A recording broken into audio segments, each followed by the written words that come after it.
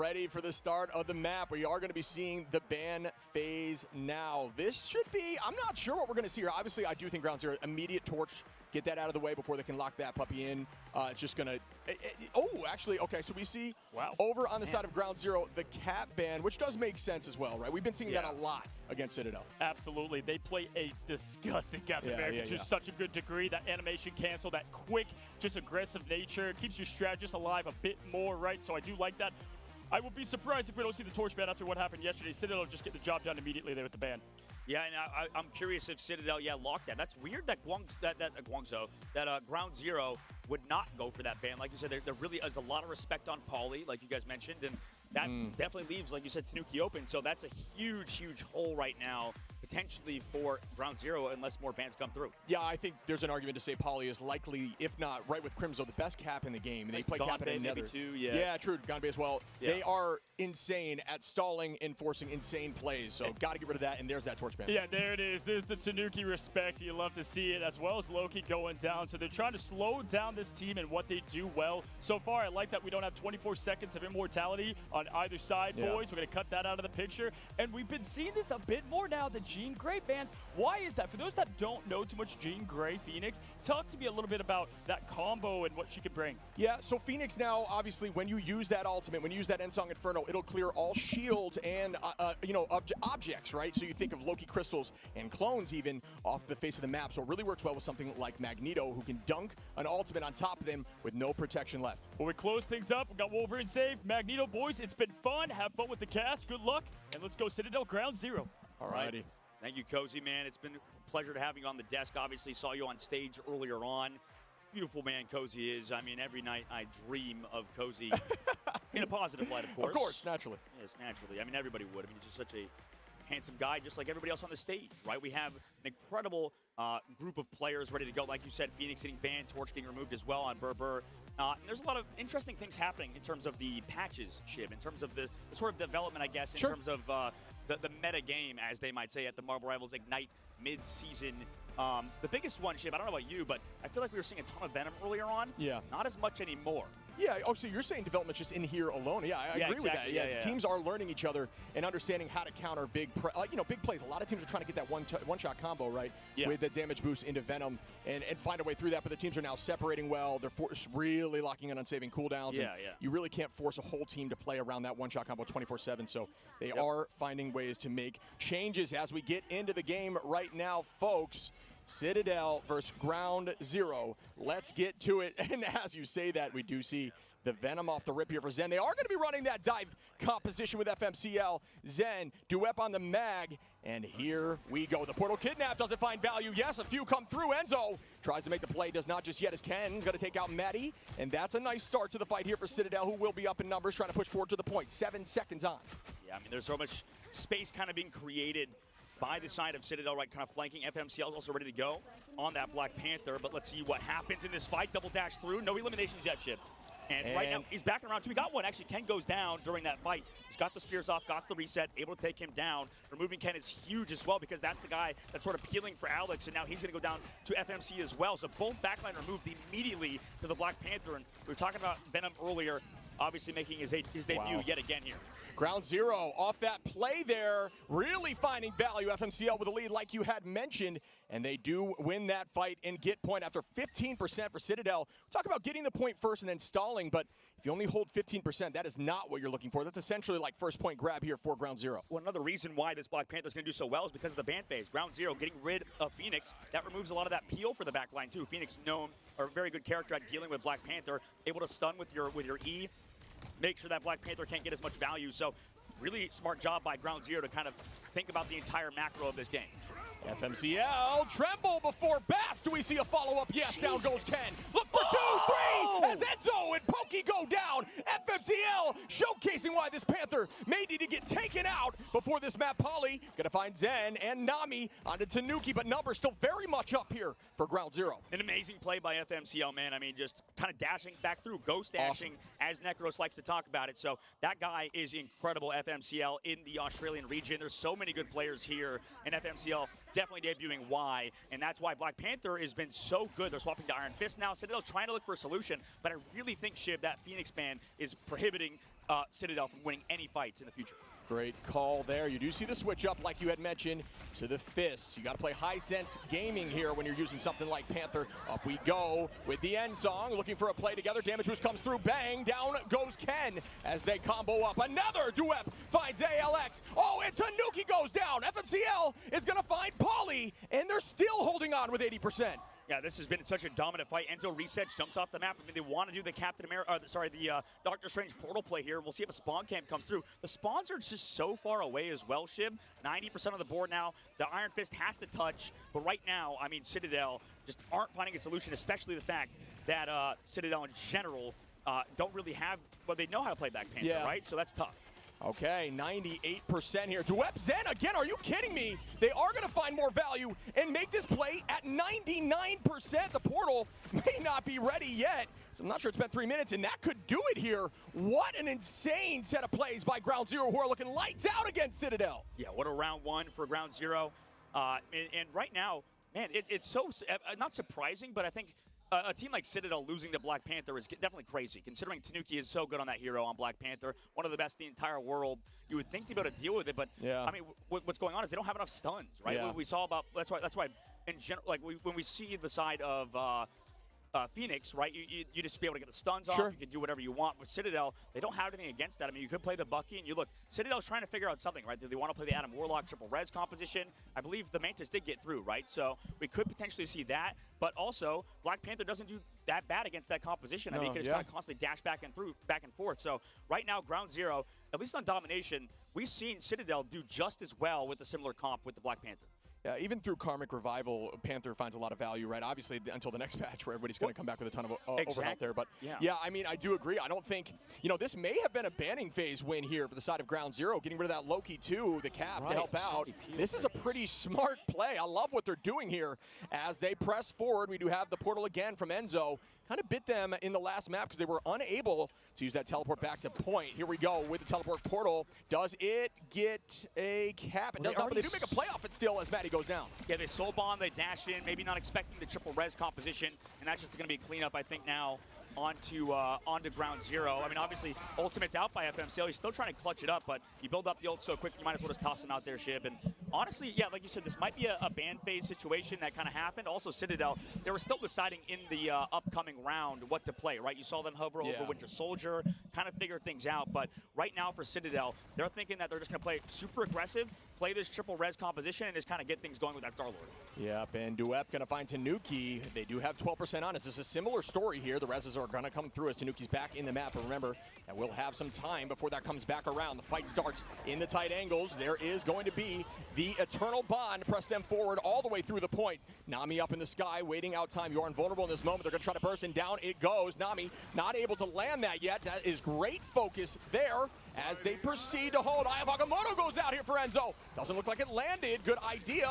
But sticks them on the controller. Enzo not able to get too much value. FMCL onto Alex. Nami onto Pokey. Duep onto Ken now. Are you kidding? Ground Zero. But 41% here as they clean up the rest for the side of Citadel is still holding on 50, and they're retaking with these reses as Pokey brings back Enzo Alex, and another, they're still back, holding on, numbers roughly even. It's all about stalling now, and that's the name of the game here on Domination. Tanuki didn't get rezzed. Tanuki was too far, because I mean, the Comic Revival, I mean, you chases out the Adam Warlock, and you can kind of find him that way, but here comes the Star-Lord Galactic Legend in the sky.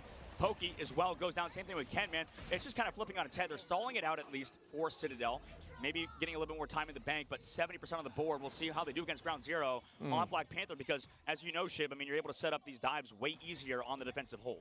Yeah, you're looking to get roughly 70%. I mean, you typically want to try to get 80. It guarantees a one fight, or at least for the most part, unless a portal really clutches up at the last moment. So 68 may not be enough. It could potentially lead to 3, but it would be tough. So Ground Zero just trying to make some ground back here. Zenstari onto Alex. Pokey falls from FMCL. Make that 2. FMCL on the Panther built a little bit different as Nami finds Pauly. Duep onto Enzo, and FMCL again onto Ken. Are you kidding me? Finding so many finals here. Yeah, FMCL is him, man. I mean, one of the best Australian players. The whole team has just been rallying around him, and I think it's tough because if you give Nami the Phoenix, you give FMCL the Black Panther, they're able to get so much done And right now, like you said earlier, Shiv, this might be a drafting difference at the current moment. But for Citadel, they're trying to play that counter dive, right? They know the counter because they play so much. Black Panther and Nami with a shutdown on top of the Feast of the Abyss. And Shiv, Ground Zero look phenomenal right now. Their dives are so clean. They might even overtake in terms of percentage on the board right now for Ground Zero. Yeah, ultimate advantage in terms of strat line will be just slightly up here for Citadel. But, I mean, you can see Ground Zero at least still having that dance floor ready. Maddie, likely going to have it by the end of the fight. But we are going to proceed forward with the teleport off the rip here. Will they be able to maintain time? 70% still for Citadel and 72 here for the side of Ground Zero. Yeah, 72% right now, going for that Meteor M in the sky, eating it towards Alex, and oh no, Dwep again. I mean, that's the second time this tournament he's hit such a sky shot on the backside of the map, and he's trying to clean things up. Enzo onto Maddie, able to trade it back. Same thing with Tanuki and King Bob, but damage wasn't actually fully done. FMCL falls so low because no more healers are in the fight. The constant regroupage of this the supports and the strategists of Citadel kind of kept them in that fight. Now 70% of the board, still kind of progressing with ultimates as well. Actually, Citadel with the portal able to kind of bring themselves back into this tournament, back into this map specifically, as they already crossed the 80% mark. Take the point back, Ground Zero now. Kind of trying to come back into it with that Black Panther composition. Trying to play it slow. Citadel, obviously, wanting to go kind of aggressive. They have Tanuki back now on the Black Panther, but oh, he gets stiffed by FMCL. Are you kidding me? The Australian Black Panther taking out Tanuki, who is known as one of the best PPs in the world. Ayalagamoto connects onto so many, and they're all shut down by Citadel. King Bob and Maddie taken back out.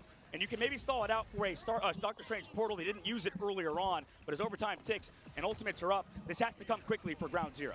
And we start again here, FMCL trying to press forward once more. Will they be able to retake this? Ult's up for the side of Ground Zero. FMCL out of Ken. Nami finds another Pokey. Got to bring the res back. Set Starry onto Tanuki. And Enzo going to find Nami. Trading back and forth as Pokey brings back Tanuki. Maddie onto Enzo again. Can we see them hold on? Pauly, Tanuki. They are on this Panther match back. And they want this to bring this to map 3. Can they get it done? I'm not sure, as they are panicking now. Overtime is ticking, but it looks like Ground Zero do have the space. Alex gonna pop off with the Eternal Bond. Eternal Bond still maintaining that position. Will they be able to play off it? Good peel from King Bob there, keeping alive the strategist of Maddie last second to make sure he could build that Eternal Bomb. So really good work from King Bob, and they're able to take it back. So maybe they're coming back into this fight. I mean, earlier on, the reset's coming through from Tanuki, but they're staying alive on Ground Zero's side. Until now, Tanuki with the 2 eliminations, coming back through, showing why he maybe is the Black Panther and not FMCL. Yeah, that is a clean retake there for the side of Citadel, who showed up. And like you said, they're not afraid to run that Panther either.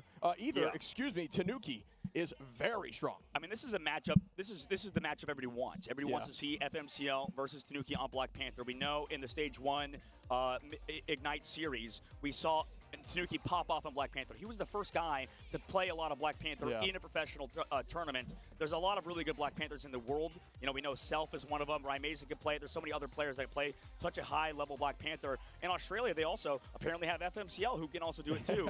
But, I mean, this is like that exciting matchup that we all wanted to see. You know, 2 phenomenal Black Panther players go against each other, because we already know how much places like Reddit, social media, really don't like Black Panther players. Sure. You know, a lot of the pro players are like, man, you know, oh, they're trolling. You know, maybe Black Panther's not that good. But, you know, at the end of the day, you go for these hard engages, hard dives, get those resets. This character can be absolutely lethal, and sometimes you don't have a lot you could do reaction-wise. Yeah, we mentioned earlier the high sense gaming, correct? Like when you're playing Panther, if you have that ability to 180 very fast, it's so difficult to react. It's almost, you know, it's almost too quick to even sometimes hit a Loki crystal out and just before you get bursted. So yeah, very scary in the right hands. But we will see Ken here going to be on the Jeff. We have an Ultron Jeff lineup with Rocket. Very different looking here for Citadel as we push to map 3. Tanuki going to find FMCL. Enzo onto Nami now, and that is 2 numbers up here for Citadel, who do want this point early to ease themselves in and feel more comfortable, as Ken finds a 3rd up heavily in numbers now, and the point should go their way. Yeah, they're going to get picked apart. I mean, the pace of play by Citadel is huge, allowing their strategists to also rotate. Alex is, by the way, over to Rocket Raccoon as well. So they have these reses, and they know that Ground Zero has to kind of go for these res beacons, right? Go back for that BRB. And right now, Citadel will probably collapse on the situations like that because they have this triple strategist composition, that triple strategist lineup to peel for both Nami and FMCL. So this rotation in terms of characters played is huge. FMCL was forced to swap over to the Psylocke because he's getting marked so heavily by the entirety of Citadel. I couldn't agree more, and here we go again as the Rage of Ultron from Pokey goes up on to the back line. There is going to be a couple return out of the sky! Duep, are you kidding me? But it does get matches. Enzo finds Zenstari, and that is a nice evening of the scoreboard, but Ground Zero still heavily up in ultimates. What an insane ultimate. They could bring it back. Nami lands down, breaks all the shields, but can they find the elimination chip? It's going to be so close here on the backside. Here comes the Legendary. The Galactic Legend from Tanuki able to get one, but Enzo traded up by FMCL. Can he find more? Tanuki with another one. Can they find a third? Not just yet because the Turtle Bond is out to stall for the side of Ground Zero. Yeah, that is 60% roughly here. If they can keep holding and stalling for as long as possible, I think they will be able to at this point, but you know, he's still holding. Yeah, there it goes. Right about at 60. So well played here for the side of Citadel. Ground Zero does not have ult advantage in this next fight. Did have to commit a ton there just to even get close to this fight, but they still don't even have point yet. They're maintaining this off-angle positioning. They can't even get in there as there's just too much to deal with. Nami got to find Pokey. Polly got to find Nami saying, no, I want to keep these numbers even. Once again, Polly onto Zenstari, and they are still up. These fights are wild. Absolutely wild, back and forth. I mean, the pressure is still on Ground Zero. They don't have that objective like you called out earlier, Ship. This is the advantage of getting that point first. I mean, they're nearly capping out, especially if they lose member after member, right? You have to find 2 for 1 trades, and that's not going to happen. 2 eliminations right on the bull strategist of Ground Zero. Send them back to spawn, and that should all but secure the point unless this portal is here from Zenstari, which it is, so they still have a chance, but they lost both of their strategists early on. They need to build these ults quickly. Yeah, you can see ult advantage again for Citadel. At this point, the portal play comes in. This is going to be tough for Ground Zero to retake this position. I mean, it is going to be very difficult. The numbers are up again. Citadel maintaining positioning. Up we go. Will this land? Duep has been finding a ton of success, but not this time. King Bob bringing out the dance floor, holding on to fate of both worlds. Great range here. Ken showcasing the power of the Jeff, especially in hallway-based maps like this. Up in the sky we go. Galactic Legend gonna put a bunch of damage out, but it doesn't do too much. The magic's out, but it doesn't last long as FMCL goes down. Tanuki, the switch in composition here for Citadel is huge brain, and it is really working for them as they hold on to map 3 and try to clutch this up 100-0. Duep onto Ken. Polly onto Maddie, though, still even, and we see Zenstari now onto Enzo. Nami onto Alex. The res comes back from Alex with the BRB. Enzo still holding, and the Doug's Zenstari. Pokey gets 2. Enzo onto Zen. I mean, they're closing it out, man, off of that ultimate. I mean, nobody else here to peel. I mean, Nami's trying his hardest. Got 3 in that fight, but the job was done from Citadel. And Chip, honestly, I think that comes down to this is such a genius level composition from Citadel. Yeah. They're playing every character that can't be dope. Yeah. I mean, they're on the opposite side. You can't play Black Panther anymore because nobody can get picked off, right? You have Rocket Raccoon, the double dash away. You have Jeff to drive away as well. You would think, okay, maybe with the characters they're playing, we can go for somebody. But no, I mean, everybody's just so hidden. Ultron's in the sky as well.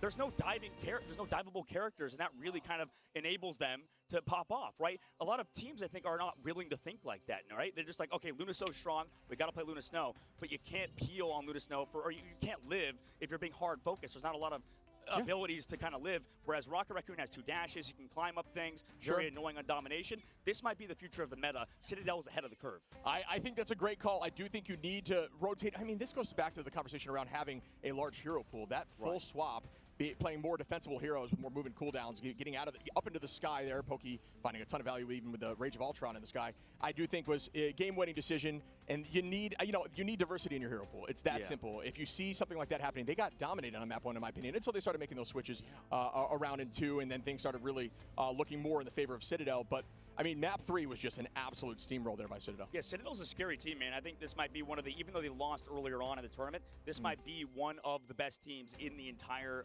region. Actually, no, they didn't lose, right? So they won their series. I'm trying to remember, but Citadel, such a good team, man.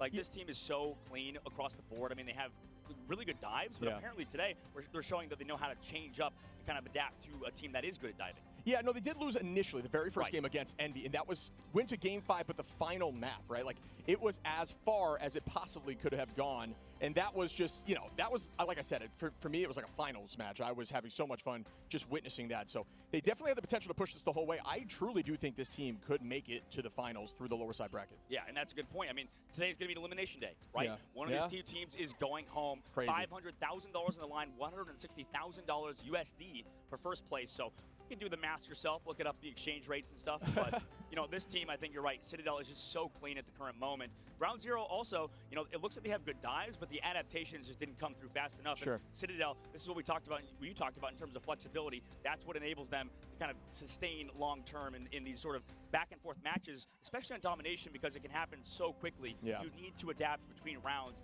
and sometimes it's just a full all-in play, and you got to commit. Couldn't agree more. Yeah, I think, I don't know, man. I'm not sure what the solution is here for Ground Zero. I think you gotta make the change now. There's no way they're gonna be able to run that Jeff Rocket composition into a more traditional composition with more poke. Yeah. So my curiosity is, you know, it's funny because I do think FMCL was almost not hard banned out, but he was banned out. The Wolverine was banned out. He really finds success with melee heroes, from my understanding, just having conversations with Liger and the team in general. FMCL's a melee hero, folks. We saw him switch over to Magic at the end.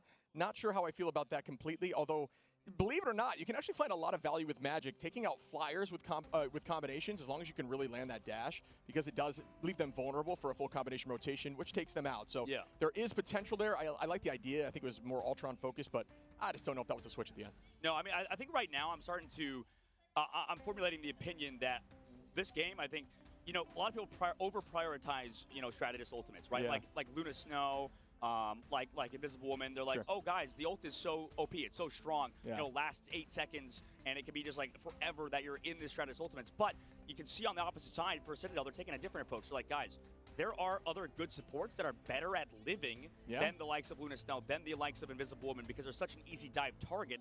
Their ults, yes, you could say are slightly worse, but sometimes it's about winning those neutral fights and not getting picked off, right? So if you're spending half the game, you know, gone and KO'd, like King Bob, or not King Bob, but like Ground Zero was with their backline, there's a lot of situations that you need to kind of just be able to live. And if you're playing Rocket Raccoon, sure, the ultimate's not that strong compared to the other strategist ultimates like Luna Snow, Fate of the Worlds, but it might be worth it to just play those characters because they can live versus dive. So right now, I think Citadel's ahead of the curve, and this is going to be an incredibly exciting map number 2 because of how Celestial Husk went. Yeah, I do like, honestly, Rocket, even with that res, right? If you have that BRB, the dive, the initial pick, dive really focuses on that initial pick. As we look over to the MVP, Pauly there popping off, switching over to Mag at some points with a ton of damage and 26 KOs. And we know Pauly as that sort of Captain America player, so it's fun. Emma, yeah. And Emma, so I think a lot of teams are actually prioritizing their mouse and keyboard players on Magneto instead of Enzo. So right now for Pauly, we'll see what happens if they kind of maintain him on Magneto and stuff, because it's the same thing on 100 Thieves. They put Vinny over to that Magneto, and I think that's sort of been a huge change, that they're putting more of these controller players on divers and stuff, and onto the side of Venom and the heroes like that. So Pauly, known for his dive characters, looked just as strong on Magneto, and I don't think he really lost a step there in that map. Yeah, I mean, he's been consistently clean. I don't think you can ban out Pauly, right? And I think, you know, if teams think that they can take out Cap and just walk down Pauly, but Pauly has so many different heroes under the belt. I think, you know, Magneto's obviously a traditional, every team needs a Vanguard that plays Magneto. I think Strange is pretty traditional, even with Duelists. Everybody has practice Strange at some point. You need to be able to make that teleport play. It needs to be second nature to you if you get knocked down early. So I think Magneto's the play, has that under the belt, but the Emma is disgusting and the Cap is disgusting. Yeah, absolutely. I mean, he's just gross on it. And, you know, Pauly in general, every hero in Vanguard, he needs to flex to. And that's what we talked about with not only Duelist mains, but the Vanguard mains, right? Everybody has to be able to flex to basically everything in this game. It's important to be able to play Jeff and, you know, some strategists because of what we're seeing with this triple strategist composition. It's almost like even if some heroes are not that good in ranked, you need to be practicing them maybe on like some sort of alternate account or something. But yeah, it's exciting to witness the flexibility of some of these heroes that are players that we know are sort of stars on a certain type of hero. Their flexibility is definitely crucial. And the down toss there. Like I said, just mean meteors from absolute insane distance. Tanuki making that switch and saying, hey, I am a Panther player as well. Honestly, Tanuki's so good. Great eye of Agamotto there. Enzo on the sticks. Out of the sky. Got to show more love to that. Those risky Magneto plays where you are throwing the Meteor M at somebody in the sky is, to me, always the most terrifying thing, especially against like a Star-Lord who can iframe it. But what a play into that Ultron there. Yeah, it's insane plays from Ultron on Pokey, and then right now in general, like this team is popping off. Citadel, we already know how good they are, but you know, when we came into it, there was a lot of rumors like maybe, you know, how good are their scrims going, how good are their practice going, and this team is looking just as good as they did in stage 1. Haven't lost a step. Yeah, I mean, I'll go back to the conversation. What do you think we need to see here from Ground Zero? I do think they pulled out their, like I said, the flashbang composition, the composition that really takes teams by storm, and it worked again on map 1. But now I'm starting to understand maybe why they only do it on a whim quickly, and maybe they need to keep doing that strategy, right, where they use it on map 1 and then completely switch for map 2, which is, it's dangerous with alt charge, especially in domination because it does transition over. But that maybe we see them now that we're getting to convoy and convergence maps, that dive finding a ton more success, because that's typically where you see dive really succeed. Yeah, I want to see what they do on this upcoming map indeed. And I think that Citadel kind of has the counter to it, honestly. Like, guys, they're playing that triple strategist. They're just kind of running away. And, I mean, I want to see if that continues to be the sort of meta, the patch that we, or the sort of change that we can witness evolve the scene, right? Because, we talk about how good some strategists are. Maybe we're underutilizing the fact that survivability is the most important thing. And sometimes it's really hard to live, and you don't want to rely on skill shots. You want to rely on consistency in a game like Marvel Rivals. Yeah, we were seeing more Rocket in 2 and 2.5 than we were here in 3 and well, I guess now 3.5 even as of today. Yeah. But that's you bring up a good point, Chip. Sorry to cut you off. No, man. you're good. But like, yeah, that's a good point. Like, what would you rather have? Like 2 good Luna ultimates, or would you rather have a 2 and 5 Luna Snow, or 2 and 6 Luna Snow, or like you said, a 2 and 2 Rocket Raccoon? It's just so much more value to just live, even if the ultimate's not as good. Yeah, I think Rocket survivability is a big thing. The BRB is huge. Also, though, you can kind of play aggro with Rocket.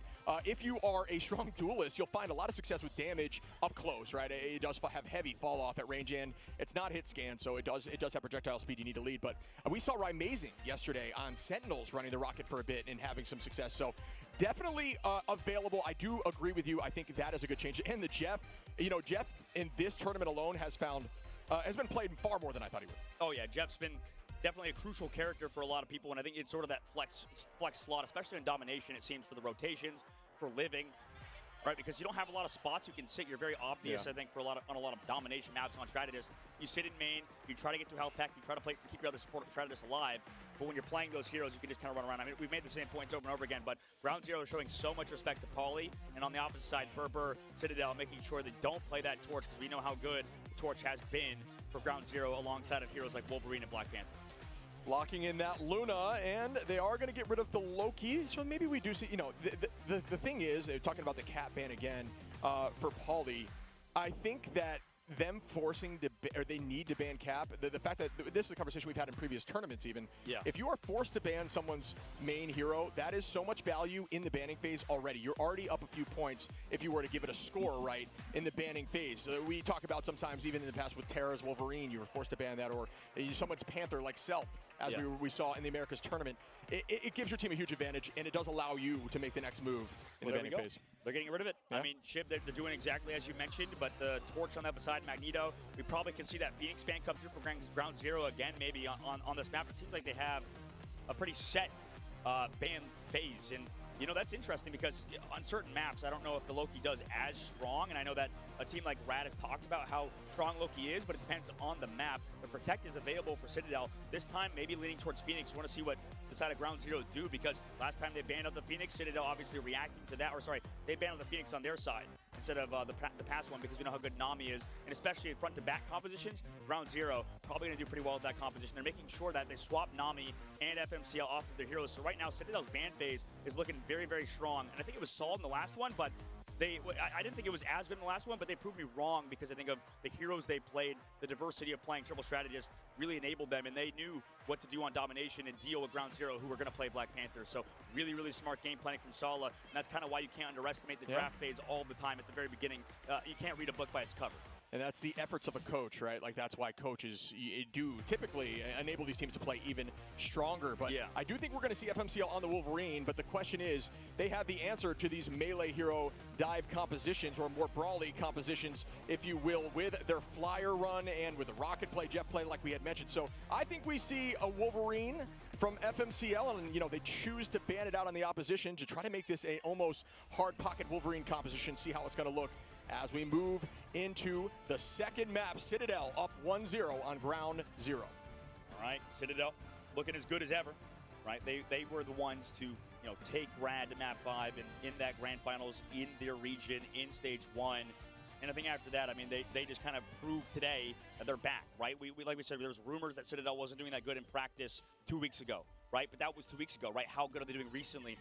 Pretty damn good, right? That's the thing about Citadel, is that they're a team that can play at those peaks of the side of Rad, of Envy, And I don't know, man, this team, Ooh, I might be changing to thinking they're one of the best teams in the entire game. Yeah, I would agree with that. And what I like to see here, like I said, we need something changed up here for Ground Zero. I love to see the triple as you're going to have that Groot, that Thing, and that Magneto holding on right at the spawn door, and then he will teleport back as Strange is not banned out. We've had the conversation that maybe some of these maps, the ban of Strange could be worth it, although I don't think it's necessarily worth it on this map right here, as FMCL up in the sky, not playing the Wolverine just yet. Likely we'll see a switch as Ken is going to be over here on the Squirrel Girl, and that has been an answer for Triple. Yeah, that's been the answer for sure, and we'll see if it kind of continues on their attack. But Enzo goes down, rezzed by Alex again. You can see the value of Rocket Raccoon. I think Citadel actually reminds me, this fight obviously going the way of Citadel. Sorry, Shiv, for taking over in that duty. But for Citadel, like, man, I think Rocket Raccoon was actually an unsung hero of this team. I know a lot of people in North America kind of underrate it, but the fact that you're just getting that free Adam Warlock res on one hero, especially if you're hiding it well, especially against front to back,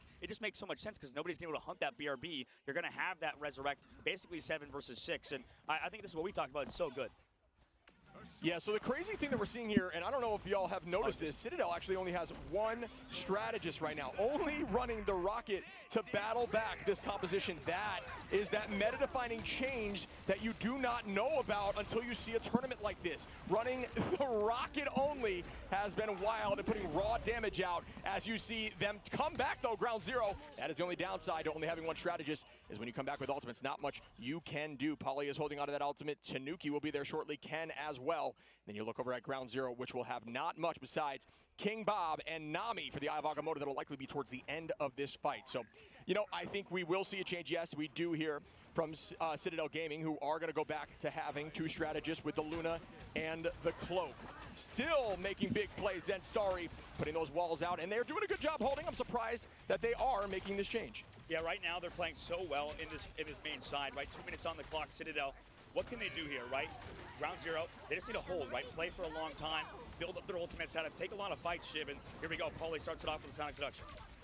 And we go again. Out goes the dance floor. King Bob trying to keep the team healthy, moving forward a little bit too much. Eye of Agamotto goes out. Does Nami find value? A ton of damage goes out onto Alex. We see Tanuki, though, onto the back line. Maddie goes down. King Bob goes down. Zen goes down. And Ken finds FMCL. Well played once again.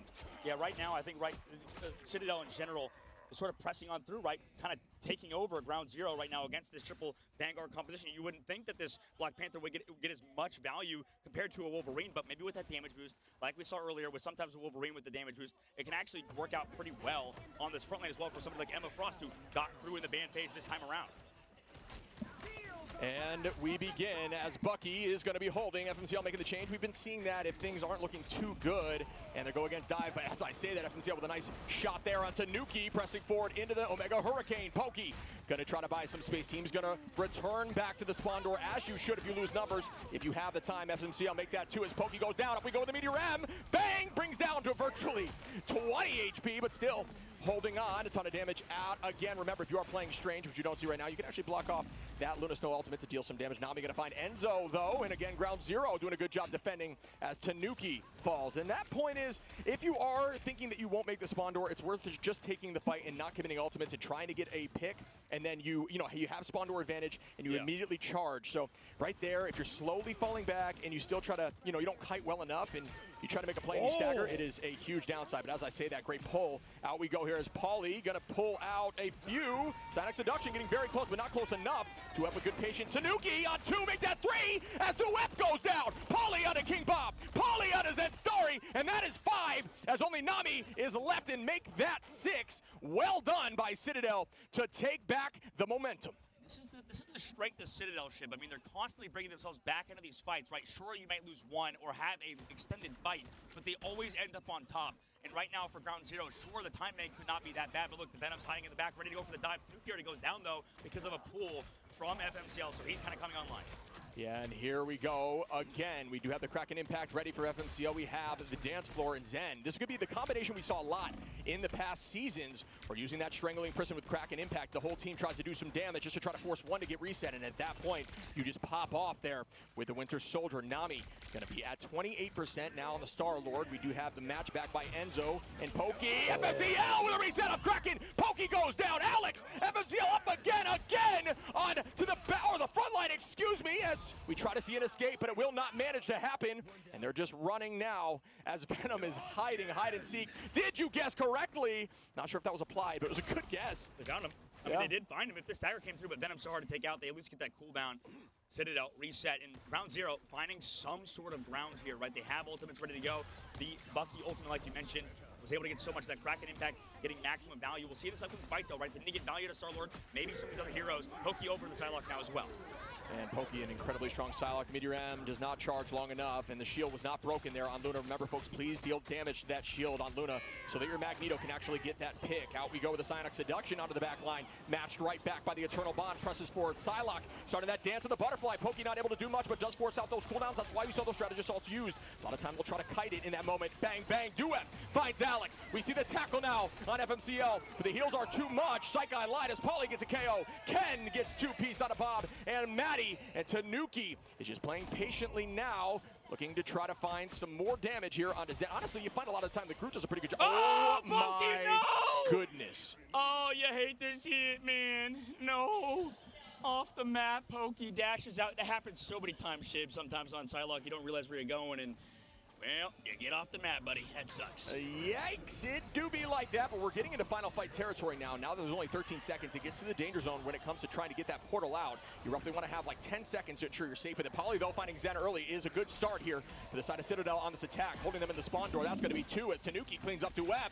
They are trying to run this down and push through point 2. Pokey finding Maddie, no teleport left. Can they touch at the very end here as no ultimates up? Duep going to be at about 92, should be close FMCL as well, but it's not going to be enough. I don't believe they will actually get point 2. And this is huge for them because I feel like that streets phase of the map is a very hard comp for this dive, right? Because there's no cover for their team to walk up, and also for, you know, the flankers to get in position to flank and go for those dives in the 3-2-1s. It's so difficult, but now we're in the third phase of the map. This is where I believe this dive competition will really shine. And ground 0, they have to find an answer. The Star-Lord could be that, but triple Vanguard as well could be something. But Citadel, I think on the dive, should be able to take out these strategists based on what we've seen. If they can get rid of King Bob and Maddie, it doesn't matter how much tankiness you have on the front line, because they won't be able to keep them alive. Yeah, it's a matter of time at that point. I do think, honestly, Tanuki said, anything you can do, I can do better here with the Panther, and started popping off, but they did have to pan it out. So Paulie finding Duep, and that's another start here. They were roughly even close, at least as Citadel is going to have to walk back to spawn advantage heavily for ground 0. There goes the strangling,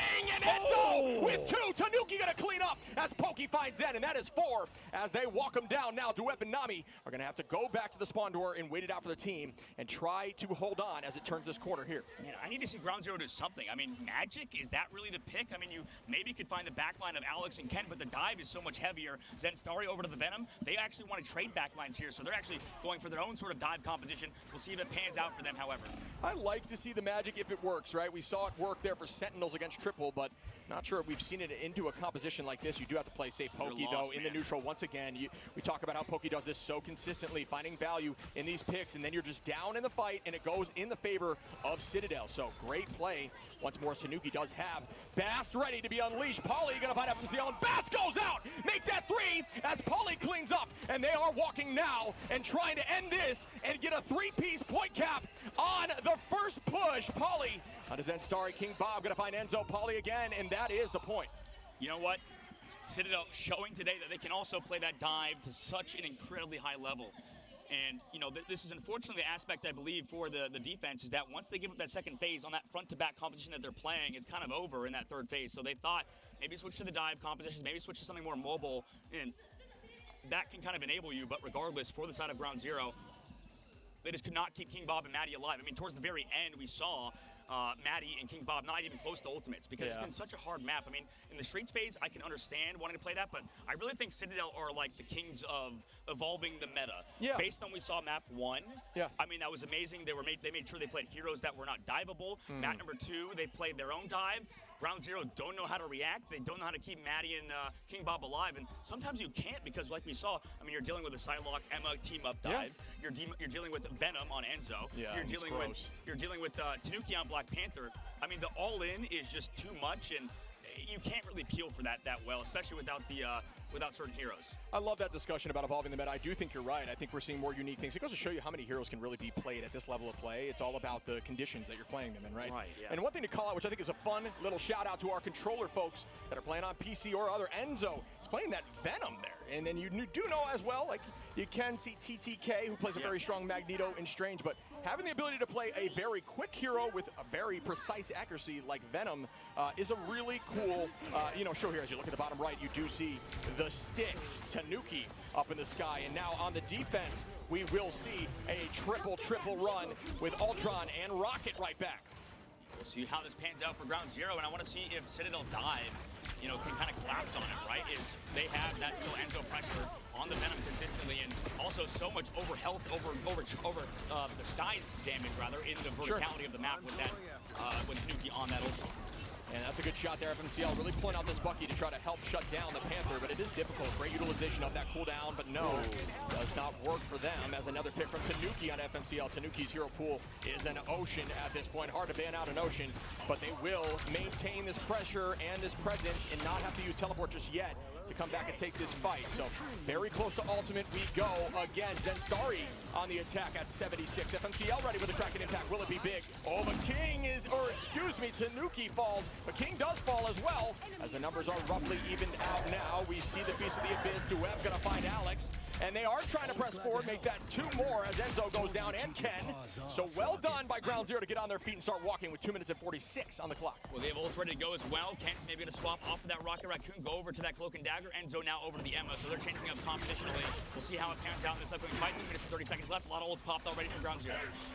And the Rage of Ultron through the portal. Is it gonna buy them enough space? It looks like it's just a healing ultimate right now. Good strategy, but no, not enough. As Zenstari and FMCL find Pokey and Polly, and they are keeping this pressure, and there is the combination. The Kraken impact on the strangling. Do I see 3? Beautiful play through the strategist line. FMCL making 4, but well done here by FMCL. 2 minutes left to go now. Citadel have to come back into this and maybe change up their composition, right? Because how Ground Zero are playing hard around this Groot right now. There's nothing a lot of counters towards the back line at the current moment. The dive was not there because Tanuki's on Ultron. Now that he's going to the Black Panther, he's going to set up dives with Enzo. But we'll see if they even live. I mean, the swatch switch for Ground Zero gives them so much damage for both Bucky and Storm. When you are trying to combine ultimates, make sure, folks, that you are looking for ultimate that'll go through a strategist line at the same time. We'll come back to that in a second as King Bob finds a pick here for the side of Ground Zero on the attack, putting them up in numbers right now. We do see the Omega Hurricane gets matched right back by the Eternal Bond. King Bob out with the dance floor, keep the team healthy. Ken, though, gonna find Maddie now, and now the numbers are evened out as the spawn is returning. Out we go with Bass. Do we see him land some value? Pokey on FMCL, King Bob onto Tanuki, Polly onto King Bob, and Pokey onto Dueb, and it looks like now they have found their footing as Citadel is holding on before point 1. Citadel, 1 minute and 16 seconds left. I mean, the job's already sort of done. That's the unfortunate aspect of this game sometimes, where they got 3 fights after losing twice, right? Agreed. So, I mean, there's so much time chewed off. 1 minute left on the clock for Ground Zero, and they need to sort of just stay strong. It's so easy to get first point health on Spider Islands. If they can just make it to the second phase, I wouldn't be surprised to see a snowball and end on 3rd. I agree. I do think second's pretty difficult too. I think attacking, if you get through, second point, I think 3rd is likely easiest to just depend on time, but second's pretty difficult. It can be at least. As Enzo is going to find King Bob early on, and that is a good start, but it is matched right back from Zen, who finds Tanuki, and that is a huge pick onto a duelist. Duet making the play onto the back line, but no, gets matched. Good marking there by the side of Enzo. Make sure you're doing that as a Vanguard. Keep your eyes on your back line. Impossible. Bang! Kraken impact goes out, but it's not matched here, as they do not have that strangling prison to keep them locked down, and it will not be enough through these strategists ultimates to find value just yet. They find some more. Polly holding onto that meteor end, likely waiting till need be, and there it is. There is the need. Bang! Will he find it? Yes, Polly onto Nami. FMCL though onto Tanuki once more. That's 2 in a row there, FMCL. Good pick as they are chasing down the back line. Pokey trying to find even more value. Nami still out of the fight, now back in, and will they be able to get back to the point? Not quite sure. Polly is driven back. This could be point here. Yes, it will be for the side of Ground Zero as they clean up Citadel and head towards point 2. Yeah, that took such a long time. I feel like the unfortunate aspect of running this Bucky, running this sort of composition, is that it sometimes feels like you're butting your head against the wall, right? Especially against, these strong Stratus ultimates where everybody's kind of shooting the same person. Once those ults are over, it can be hard to kind of collapse on, heroes because you've spent so much time just kind of shooting into nothing. And right now for Citadel, these dives are looking clean. However, they did give up that first point eventually. Ground Zero sort of brute forced their way through. We'll see if they do in the second phase of the map. I think this will be strong for them here. Yeah, I think the key, as we pulled up here with the sign of deduction, FMCL going to find Pokey. Well done. Off the rip is Nami. Tries to make a play, but no. Does force out a strategist line ultimate. As we're going to see that bond. Tanuki down, back onto Zenstari. FMCL onto Alex. FMCL's finding so many picks here on Bucky through these fights. Does have that ult ready. King Bob with the dance floor now, pressing forward as a unit. Can they get back there and move this point? But it was taken, and that is some big brain play there by the duelist line of Citadel, who just makes all that fight negated because you did not get the space on the card. I mean, Shiv, to sort of refocus back on what we were talking about on the defense, right? It's the same sort of similar thing for Citadel. They're playing full dive. I don't think this competition really comes online until third phase. I think first point, you made a good point. It's very good there. But in the second phase of the map, you have to take so much space before actually being able to dive. So we'll see. I mean, this just, FMCL! Are you kidding? Animation can't focus on. That was so beautiful in big brain, but King Bob going to go down now, and that is a strategist line pick here against Ground Zero, and that puts him a little bit down in favor, but ultimate's up for Maddie, and that should buy them enough time to get back. But no, not when Maddie falls, though, with ultimate. Tanuki says this is not going to go to point 3 and shuts them down early. Nami on a Tanuki, Pokey back on a Nami now, and Citadel is holding on. Look at the angles that he's taking on Black Panther. I think we talk about like that middle phase, I guess, being longer range, but here, you know, I sort of resigned my original point. How he's playing and how Tanuki is positioning is just perfect. Pokey as well on these dives. Now they have to come to the choke point. This dive is set up, so they've sort of negated all that space that could be there. And FMCL, you know, he has to live. It's going to be near last fight territory here, maybe despite like a Doctor Strange portal. Yeah, and while we're holding on here in this neutral, what I was mentioning is when you're playing that Bucky, utilizing those cooldowns and getting that extra overhealth is very impactful against something like Panther, against something like the Psylocke, because that little bit of extra health will stop from those one-shot combinations of their rotations of cooldowns. So you'll see them consistently using abilities. Up we go with the meteor through the ceiling, and that gets stuffed, and that is in the favor here of Ground Zero. Crack and Impact goes, waits out the patience. Good countdown there, counting to 12 to make sure the ult ends, but it's not enough as King Bob goes. Alex gonna fight FMCL. Ken onto Maddie. We're in OT, and it's very dangerous now. Looking heavily on the side of Citadel as they clean up the rest into OT. Not sure the portal could come through. That should do it here as Citadel takes the second game. What a game number 2 for Citadel. Put themselves on game point, match point, before they win the entire series in this best out of 5 to get further in the tournament. In that loser brackets, that'd be massive. And against the team like Ground Zero, who are not bad, right? No, everything we've seen about them. Good. Everybody says how good they are right now. They might go home, but it's still been an impressive tournament for them. Yeah. There's still a chance to come back as well. We've seen reverse sweeps before. Yeah. I do think we saw, you know, I liked how they were starting to bounce back. They were more confident in their play. I think triple on both sides shows a little bit of more unique composition. They weren't traditionally running that on either team, but this map does lend itself available for that, similar to something like Araco, which we have seen, you know, in the past tournaments. But I like the change in composition. I actually did like the Bucky play. I do think it found a ton of value. I just don't think there was enough match. The backline just kept falling, and that's, you know, that's big trouble. I think you're right. I think in the second phase of the map on their defense, I like it. But what happens, I suppose, the thing that I forgot about completely in that second phase is that when you're on defense, I think the dive is so much easier. That's what we were talking about previously on domination. It can be the same way when you're going for those Venom dives with the Black Panther, with the Psylocke. If you're having to come back through chokes, I mean, there's so many angles you have to worry about. When you're on defense on the opposite side, playing the Bucky versus that dive, if you just are ready to go and like you're just like sort of playing in the open, you get at least one fight win, they have to come out of their spawn, so you kind of know the angles they have to take, right? When you're coming back, they could be anywhere. Yeah. I mean, it's like hide and seek, except you're just gonna get one shot by a Black Panther coming out of the choke. Yeah, and I do want to revisit something that I thought was really strong too, and I think those who are climbing a ladder need to understand, if your team is losing a fight and you are potentially the only duelist alive and you're trying to make a play, you know, or setting up for a strategist prior to a dive, or just in general on an off-angle poke, go cap the point. Go take the point from them while they're distracted. And then that entire fight, which we saw them win a few fights, but they looked backwards and the point was back going in the negative direction. That is, it essentially turns that whole fight into a moot point, right? No, you bring up a great point, Shib. I think you're 100%. They played objectives so damn well. Yeah. And I think this goes back to maybe an overarching theme that we're noticing from Citadel that we talked about earlier. I think they're playing the ban phase amazing. Yeah. Map number 1, I didn't think so. Totally was wrong about that, right? I have to own up to that because of the fact that they are just really map to map playing perfectly. They know exactly what they want to do, and that's how you have to think about the game from a macro level. And sometimes you have to do not what everybody's doing.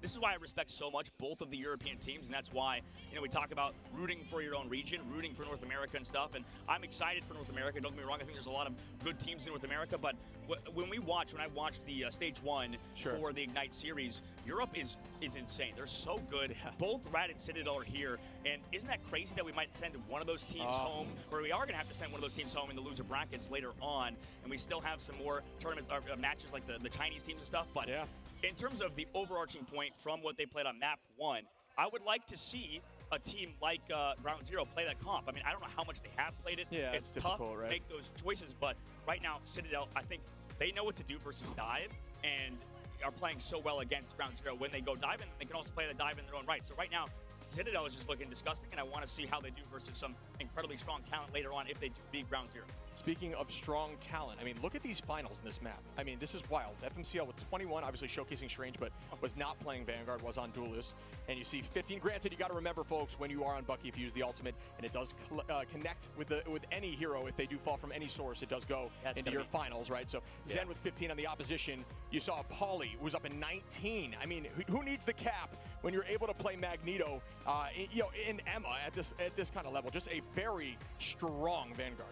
Yeah, you know what? Like, right, Pauly is insane, and he is really one of the best Vanguards in the game, if not the best Captain America at the very least. He's flexing over to the Magneto to when Enzo wants to play Venom, like you said. I mean, he's playing Venom like a race car on the opposite side. Yeah. But, I mean, Pauly's need to call that out. Yeah, I mean, that was, I think it's very difficult when you find a strong Venom who understands how to force out cooldowns. What you'll see at the top level, folks, is Venoms will, just for understanding of Venom players, do not use your grapple to initiate ever. Use that as an escape cooldown until you have ultimate, and then you can buy more time to get grappled so you can initiate and do something crazy. But outside of that, wall climb up, dive towards the back line. But instead of fighting until they replayed that. There's no way. Instead of using all your cooldowns, jump in, use the bop, force the team to use cooldowns, and save everything else, jump right out, and then come right back in a few seconds later while everything is already utilized, and then use your defensive shield and potentially ultimate and attack cooldowns. Using that bop up and forcing strategist cooldowns is next level because everyone anticipates you using your full rotation. You don't always need to commit to that. Yeah, I appreciate you buying me time because I wanted to talk about Pokey there a little bit. But right now, you're right, shit. Citadel is just so good, I think, in developing that meta, developing the patch. I want to see kind of how they play on this map number 3, Ground Zero, right? Yeah. Ground Zero, they kind of need to go back to the drawing boards. I think this composition can work. I think Bucky can be solid and does counter Psylocke. But when you have to deal with all of this pressure, man, there's way too much on the team of Ground Zero, on their backline specifically, and the Bucky player, because you have to deal with Venom, you have to deal with Psylocke, and then while you're dealing with them, you get walked on by an Emma Frost. So there's unrelenting pressure right now from Citadel Gaming, and I don't know what I would do, especially if your team doesn't have the hero pool, the hero flexibility that everybody talks about. We'll talk to Nectar later on. They were mentioning how when they play their heroes, they flex to whatever Rai wants to play, and then Nectar's like, okay, I'll go, right? Yeah. And I think that's the future of this game. Other hero shooters, we talk about being a jack of all trades. In this game, you really have to be a jack of all trades. You have to know everything. Even as I wouldn't be surprised, even as strategist players, if you need to maybe learn a duelist, because maybe there will be a potential patch where we have a single strategist, and because it's so strong in solo.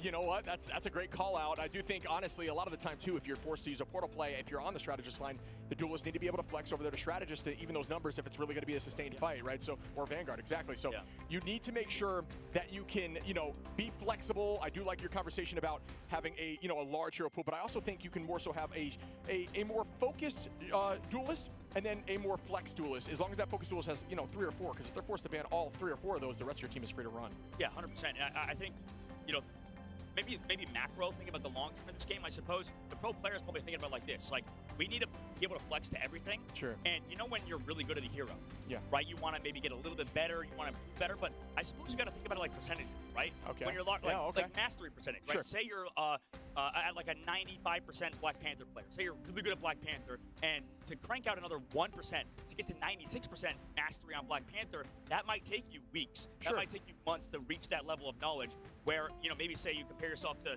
that same player also being on Psylocke, maybe that Psylocke level is like 70%. Maybe you would get maybe 5% right for playing for 2 weeks. So it's sort of this sort of opportunity lost thing sort of situation. It sort of starts off exponential and then more so levels out, right? So the more you put the initial time time in, you start getting really good. But if you want that last 2%, it's too much time to even commit, and maybe you rotate to another hero. I like that. And it's a hard thing to shake, I believe, if you're coming from other hero shooters, because you're like, I want to really practice this hero because, you know, there's not bans and I know who's strong. In a banned game like this, you have to sort of break that mold and just practice everything. I struggle with that. You struggle with that too, shit. Yeah, like, of course. You want to play Emma Frost all day. Oh, love it. But it's like when you want to play Emma Frost, you don't realize, okay, maybe I should practice the Captain America, right? Exactly. That's what I want to see you play Captain America, go for those dives with the Psylocke player, just because of the fact that you have so much room to improve when you're not as strong of a hero on that hero. Couldn't agree more. And speaking of Cap, incredibly strong right now. We're never seeing him in these games. I think every team, I wish I got to go back and check this out. So I believe every single team, except for their first game, has been banning out that Cap there for the side of Pauly, which is so much aura, right? You know what I mean? If everybody on every team is banning out your Cap first, that is a sign that you are likely one of the best, if not the best there, as we do see it once again banned out. Torch first pick, or first ban, excuse me, in the Lock-in Luna. And what do you think of the ban phase so far? I mean, do you think Ground Zero hasn't changed something, or is it more just a compositional thing at the end of the day? Like, you can get dipped in draft, sure. I think they were gaining confidence, right? I think I saw them gaining confidence. I'm not sure, like, you know, you don't want to keep running. It's the definition of insanity. You want to keep running the same composition, not finding success, and saying, oh, it's going to work this time, because it just does not work. So we need to see some sort of change up likely, but it is a new map and a new mode here. Sub Enzo. As we move forward. Hey, the timing there. That's beautiful timing. And you can see him leaning over, hands under the desk for the controller. That is the pose there, locked in, smelling the screen. That's just how you got to play at this level. Exactly. Make sure you have that sort of back lumbar support, though. One time, man, my posture when I played pro was so bad. I would, like, sit in the chair forward and, like, out of the chair, like, just, like, lean into the monitor. Ended up having a pinched nerve and then had a panic attack. Our chef at the time at the house had to come over and keep me calm because that was terrible. Yeah, that's a tough look. Yeah, I mean, tough look, man. I'm a wimp.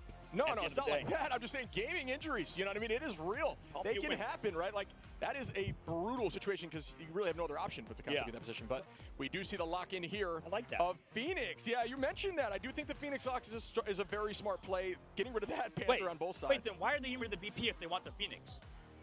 Just to change things up, and Tanuki on BP has also just been decimating them. I don't know if he feels confident even going against that. We talked about, I think like Moxie brings it up, everybody brings it up, how focusing on specifically Tanuki's hero pool does not really work. I mean, what, he's going to have to play like Star-Lord now or something like that? Maybe he's going to play, I mean, the Phoenix is still We've already seen Star-Lord from him in this match, so yeah, definitely not afraid to do it. Right, and I'm curious how this sort of happens because they can sort of play the Phoenix. I know Tanuki can play that hero as well, and that's the hard part. I think when this game expands, we might need to add more bans. Just because of the fact that when there's so many heroes that are like available. Yeah, we have actually. That's the beauty, right? Like we have added more bans. So yeah, they're not afraid to do that. So I think that just goes to show you this dev team cares. They understand the game is going to evolve. They need to evolve with it, and that's why they react so quickly when it comes to patches and team up changes. Well, how many more heroes do you think we need to add before we have to add another ban and another protect? It's a great question. I honestly don't know the answer.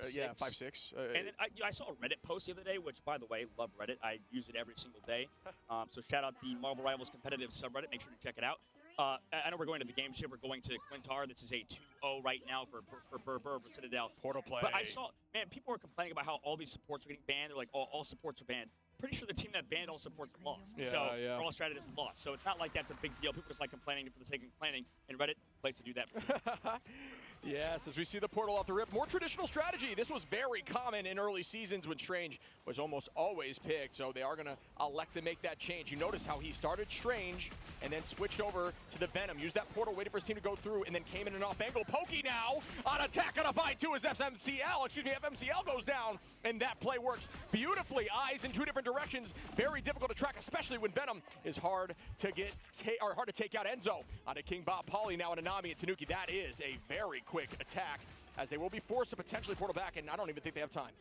I feel like I'm watching a funeral right now, Shib. Like, I want to see how Ground Zero does, obviously, throughout the series. And I've been known to call things too early before it's over, especially a team like Ground Zero. That comes through, by the way. Love to see a sweep, Yeah, but, like, regardless, I mean, I need to see some life out of Ground Zero. They're playing over to the thing. They're swapping up heroes. They're going for that full sort of peel dive composition on for Citadel. They kind of know how to react to that. I'm curious to see how they do. And we begin again. Pauly pressing forward On to the Emma now. Pauly's hero pool, obviously very, very strong. Very strong Emma as well. Got to see some of that in scrims. Very good player. Enzo on FMCL. Pokey with a two-piece. This team is so coordinated as they walk again. Make that 5. Only left to Zen, and 6 as they do not stop the train. And they are a-rolling. 5 minutes on, working their way to point 2. This is what I was talking about, man. This is why I wore all black today. Unfortunately for Australia, down under might be down 10 feet under. Oh, jeez. We'll see, though, how Citadel does against Ground Zero. In Ground Zero, we know how good of a team they are in their own region and also in the stage. The fact that they made it this far is crazy, and they know how to adapt, so we'll see what they change, right? They're kind of figuring it out, step by step. They were trying the thing didn't work. Now they're trying over back to Venom. But right now, you have to make these choices. They're very difficult choices, as here we go. Pauly starting it out for the Sonic Seduction. Tanuki almost forgot about his Wolverine, right? Like, the last stand is going to be coming here any minute. Is essentially a counter for support. Oh, and Enzo going to clean up on King Bob and Zen. And the last stand goes out as well. Do we see more picks, or is it going to be held on, but not for long? As Ground Zero down in numbers, and they did find pick on King Bob with that dance floor ready. Tanuki going to find a third. Pokey fighting 2, 3 more as Enzo cleans it up. And wow, Citadel cannot be stopped right now. The portal comes out, but it's not going to matter. Oh, no. I almost want to like sing the tap song, like at military funerals. Like that kind of feels like this situation right now, Chip. It's pretty mean, but Ground Zero will refocus back on them. I think they have a good shot here on the third phase. This composition that they're playing, Phoenix specifically should do better. But right now, with how Pokey's playing, you talked about it. I mean, these dives with Enzo have been near perfect, and Tanuki's always there to follow up.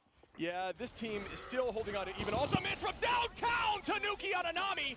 Wow, what a tackle towards the team, but still only finding one so far. Out goes a Psionic Seduction. Will this be the play they need to turn the momentum? Teams will change momentum, find a composition that works, and come right back, and that's what needs to happen, but it does not look like it's going to happen just yet as King, Duet, Maddie, FMCL fall once more. Are you kidding me? Zenstari and Nami, the only one still holding on as King Bob comes up with the res. Well, and that's the nail in the coffin right there, Shib. Oh, I mean, they go for that ultimate, they go for that dive, but the fact that you can't even trade out Tanuki, who just got one with that last stand, when he falls so low before that Fate of the Worlds arrives, you got to trade that at some point. Yeah. I mean, FMCL with the kidnaps, maybe you can find Pauly. That's big. Let's see if they can continue that momentum. I mean, there's 4 minutes and 20 seconds left on the clock. Yeah, and here we go. Taken right out of the sky there. The tackle out, last stand there from FMCL. Now numbers up finally here for Ground Zero, who need to find their footing now. Momentum needs to shift. They've started that, but can they continue it? Well, at least they've sort of synced up ultimates. At least Maddie, kidnapped, by the way, from FMCL onto Pokey. Huge. Buys them more time. This is exactly what they need to sort of bring themselves back into this. 4 minutes left to go now. On the clock, Ken building up towards his ult as well. Same thing, you kick King Bob in the last fight. But you have the ultimate, you have Alex, you have Enzo, who have that one-shot combination chip. And so strategies ultimate-wise, they're in a stronger position. You typically want to try to sit around 70, 75% to guarantee you'll have an ult in the fight as long as you play relatively correctly and don't get caught by an ultimate. But then, sorry, you're going to find Ken there. That's another early start here for Ground Zero. But no, goodness, Pauly with 3. Enzo, Pokey cleaning up the rest. And they are only holding on with Zen, who cannot for long.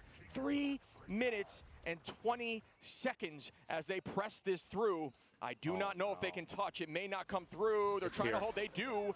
Good way to get there. Duep on the cap, but gets tackled immediately. Out we go with Maddie. Great usage here of Eternal Bond. We're going to see the Terror Cloak to try to put some damage out, but it's not going to do enough here. Tanuki does have that last stand, buying time, playing patiently. You don't always need to commit that ultimate through strategists like that. You just play patiently and get a 3-piece as FMCL tries to find one, but does not look like it will be enough. Nami, though, onto Alex. They've got to make sure they maintain point presence here. At this point, it is 2 meters away.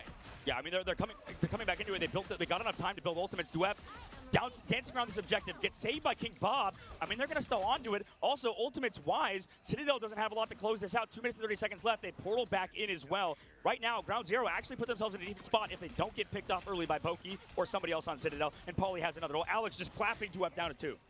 And Alex again, Enzo onto Zen, Maddie onto Duep now. But Tanuki onto FMCL. This team is just so lights out right now. They're just trying to clean this up. A great hold here, if I'm being honest, by Ground Zero, who are staggering, but that's the best they can do in this moment, and that is going to end it at a roughly 2 minutes additional. Wow. And what we've seen out of Ground Zero, man, I mean, they've played competitively so well. I think their mechanical skill is there, right? The flexibility maybe needs to be worked on. That's really about it. And this is like what I was talking about earlier. You can kind of tell a team has been losing momentum when they can't even trade back in certain fights and stuff, when they can't even at times shoot back. I mean, I've been in situations like that where our team is so tilted.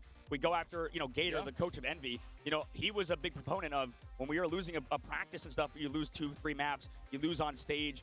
He's like, man, are we even shooting back? Like, what's going on? You know that feeling, everybody right? has that feeling, Yeah, you played professional video games like 10 years ago, but when that was the same thing, it feels so bad when you're getting, you're in a situation like this. How do you maybe mentally refocus back here? It's a hard question, Chip, that I think I've asked you a few times, but what should Ground Zero do right now to kind of bring themselves back into it? Nah, at this point, you've got to think as a team, we need to shake things up. Let's get creative. Let's do something that's different, because that's the only way to really get your head back in this. And also, I truly do believe you got to believe and you got to be confident. Even through these moments, you have to think that you can do it, because it is such a momentum-focused game, and it is such a mental game, despite what many may think.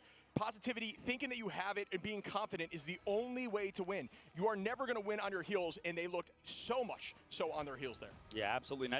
I want to see this team continue on in this scene regardless of Ground Zero, what happens today. We'll have to see how the match kind of plays out. But right now, Citadel, I mean, they're just so smart in terms of their play style, in terms of what they're doing. We're maybe switching over to something for Ground Zero. I mean, Triple Strategist is available with Mantis. That's something that can be played. Same thing for Citadel, because none of those heroes were banned. But both teams maybe not prioritizing the triple res on a map like Symbiotic Surface, considering maybe it's too long range to set up on your engages. Agreed. I almost saw a tackle there. It was a pretty good idea there from Tanuki onto the backside. Knew that portal was coming through. For those who don't know, portal, treat it like a slinky, right? If you want to try to wall somebody in, you have to bend that slinky so the two doors are looking into that spot you're trying to lock into. Duep onto Enzo now, and that is a good pick to start this up for Ground Zero, who are on the Magic again for FMCL. Haven't found a ton of value yet. We want to see something here. Pokey onto Zenstari, and that is a Vanguard. Puts them a little more vulnerable. Magic is a pseudo tank, does have those iframes, but you'll find a lot more of those folks using the right click after dash than the left. See right there, a ton of damage as it does find Alex. Tanuki though back onto FMCL, and good idea from FMCL, but did not pan out. Where was Starry in that fight, or Zenstari in that fight? I mean, not going for the dive with the Magic there. They're going to lose people like slowly. I mean, they already lost King Bob. Okay, get rid of Ken at least, so maybe they're bringing themselves back into it, but both strategists are gone. This is going to be an absolute brawl of a fight, and the offense is favored because the spawns are a little bit closer. So, Duep, or sorry, the defensive spawns with the portals a little bit closer, so Paulie and them kind of making this brawly, enabling them on the defense. Yeah, I mean, there's been trades back and forth off these starting fights. Pokey not finding a ton of value there is good, yes, as the stun comes out. Good kick there from Duep, who's finding Pokey. Duep now on the Emma. Enzo going to be on that Strange, holding on as we do have ult ready for Nami here. And then Zenstari, which does go out with that feast, gets matched right back there by the Eternal Bond. Team going to stay healthy, progressing forward. Enzo going to find Maddie, though. I don't know how they come back through this, as Ken takes out King Bob. His team is so patient. Don't be afraid to give a few ticks, as you saw there, folks. You don't need to commit on a point and stagger into the KO round back into your spawn. Polly and Nami trade as Pokey finds FMCL once more. And at this point, Ground Zero only have a few left, but they will have ult advantage. Not at the end of this fight, as King Enzo Bob, and Alex will be there too. Yeah, King Bob will finally build that ult ready to go. I mean, they have both strategist ultimates. They should be in a position to win, right? Depending on if Enzo blocks off the Luna Snow heals with his Zai Bagamoto and stuff, there could be something crazy that happens there. But Citadel should be behind in this upcoming fight. However, Ground Zero have kind of shown that they have been struggling. And Tanuki again with the kidnap, and they already picked off FMCL, man. Jeez, see, I don't know. I like the Magic pick. I think it showed a little bit of value. I just think it's difficult on off-angling, especially against a team this strong. So Duep going to put some damage out. Polly trying to do the same up to Nami. We have Tanuki now, who does use that damage reduction. Pressing forward. Ayabagamoto gets shut down there on Enzo. Good stop, as they do manage to find a ton. Ground Zero pressing through with a 5-piece. Pokey going to fall from Duep, and they will get point one. And Ground Zero is showing flashes. I mean, FMCL. Yes. Black Panther, Magic in his tool belt. You can see that he loves to play this hero. I don't think Magic is necessarily as bad as people say. I just feel like when we watch Zenstari, FMCL, and Nami at points with their dives, they've not really been in sync. They've shown flashes. It's easier when you have like 3 divers instead of Nami on Phoenix, but regardless, I just need to see them get on the same page a little bit more. Both heroes, both Venom and Magic, are 2 characters that rely so much on burst. Once those cooldowns are gone, once one hero is gone and removed out of the fight, it's going to be hard to sort of set up dives. Oh, wow, Enzo onto King Bob. Great idea there, and utilizing that jump to find the immediate slam onto the back line, getting a pick onto a strategist. I don't know. It's kind of weird, man. He was just like already on the high ground, and they didn't have the positioning, unfortunately, in their favor, and Enzo capitalized. Yeah, a lot of teams over the last season were taking that high ground, but it's different because there was a lot more, I mean, in the composition there was more poke. This is more... Gotta play live, right? Yeah, this is more of a brawly with a little bit of poke from Nami comp for ground zero, so I guess that's why they didn't take the height, but I do think the height is such a good position there. The team needs to stack instead of just leaving a strategist up there to fall. So yeah. We do see Duep pull out that crystal, does a fair amount of damage. Right back we go into King Bob Pokey. Finds one, and that should be two here. Pokey very clean, but FMCL with 2-piece here on the Magic. Can we see more? Zenstari gonna find one, and they might win this as Nami's gonna get rid of that shield from Enzo. It's a great counter to the Feast of the Abyss as well. Remember, all shields, when you use that Phoenix Ultimate, that Ensong Inferno, get deleted instantaneously, and that is a huge problem for a big Venomolt as FMCL gets a 3-piece. Shout out to the Magic mains. I mean, they're coming online, man. These dives have been clean. A lot of ultimates popped, though. And I think it's easy to blame your backline, right? It's easy to blame King Bob for going down, getting KO'd. Easy to blame Alex and Ken as well. But sometimes you're not set up in positions to save your strategist, and it's all about just trying to live. Right now, round zero, keeping the pressure on, making sure they trade those backlines, those strategists. Enzo trying to bide some time. 800 HP does go up with that overhealth. Gonna reset now. Zenstari, out we go. Eternal Bond matched right now by the fate of both worlds. Spinning is Tanuki, who is trying to get that ult quickly, and that's what Star-Lord does. It's all about that spin to win, and then popping the legend very low. Down goes King Bob. Good play here by Pokey. Enzo onto Duef, and they are walking this now. A minute 20 on at this point. Just hold on to those ultimates, as Maddie had to commit there. King Bob will be close. Zenstari and FMCL in the next fight, so that could be in their favor. Zenstari finds one though, but it's not going to last long. At this point, you need to either get back and reset. Was that a late Galactic Legend? It was. It is. That's a little bit of an overcommitment in my opinion. What are your thoughts there? Yeah, I mean, yeah, overcommitment for sure. 1 minute left to go. For Citadel right now, they're just setting up perfectly for these dives. It's scary. I think Magic is always decent. Here comes the Dark Child. They're going to go for these dives. You could potentially one-shot a strategist here before they can even build ults because Alex doesn't have his. Ken has to use the Eternal Bond, and it's not damn time! Come on now with the Magic. Out goes the Dark Child. The one-shot combo onto Ken is successful. Built a little bit different. You can't do that with Magic as a 4. Make that 5. FMCL popping off here and showcasing why Magic very much can be played at this level of play against an incredible team. Any hero is good, man. Any hero is good if you want to make it work, right? No matter who it is, except I guess you could say Thor, but even then, there's some heroes that, like Magic, that are just not talked about enough. Like you mentioned, third phase of the map, though, I like this switch to Wolverine. We saw how good Magic is in the second phase because you have places to dive, you have angles to take. Right now in FMCL, he has to sort of slow it down for ground zero on this third phase of the map. We'll see if he does. Yeah, Magic, folks, for those who don't know, during a strategist ultimate, if you hold your right click to max charge, FMCL finding Enzo. We'll return to that in a minute. Can we see some more picks onto Alex now? We see more, yes! Down goes Ken and Polly, and the momentum is shifting, folks. Ground zero does not want this to end, and they are gonna find another as they walk forward. But for those who don't know on Magic, the right click, you charge up, use your dash, and you can actually frame perfect both connections of those abilities at the same time to insta-KO a backline mid-ultimate. It is difficult to do, but we saw it right there against the fate of both worlds. Big shout out there to FMCL, showcasing what Magic can do. Polly on the height. This is how you need to use Emma's ultimate on height, forcing eyes upward. Shields go up. It helps your team. So good play there as they're walking forward. Duep gonna potentially get the backline walking, just barely missed them there. As we will see some ults back in their favor. Polly gonna escape. Nami, Duep. This could be a 3-3 as we go into OT. FMCL onto Pokey, and they are walking now, but this is a huge ultimate.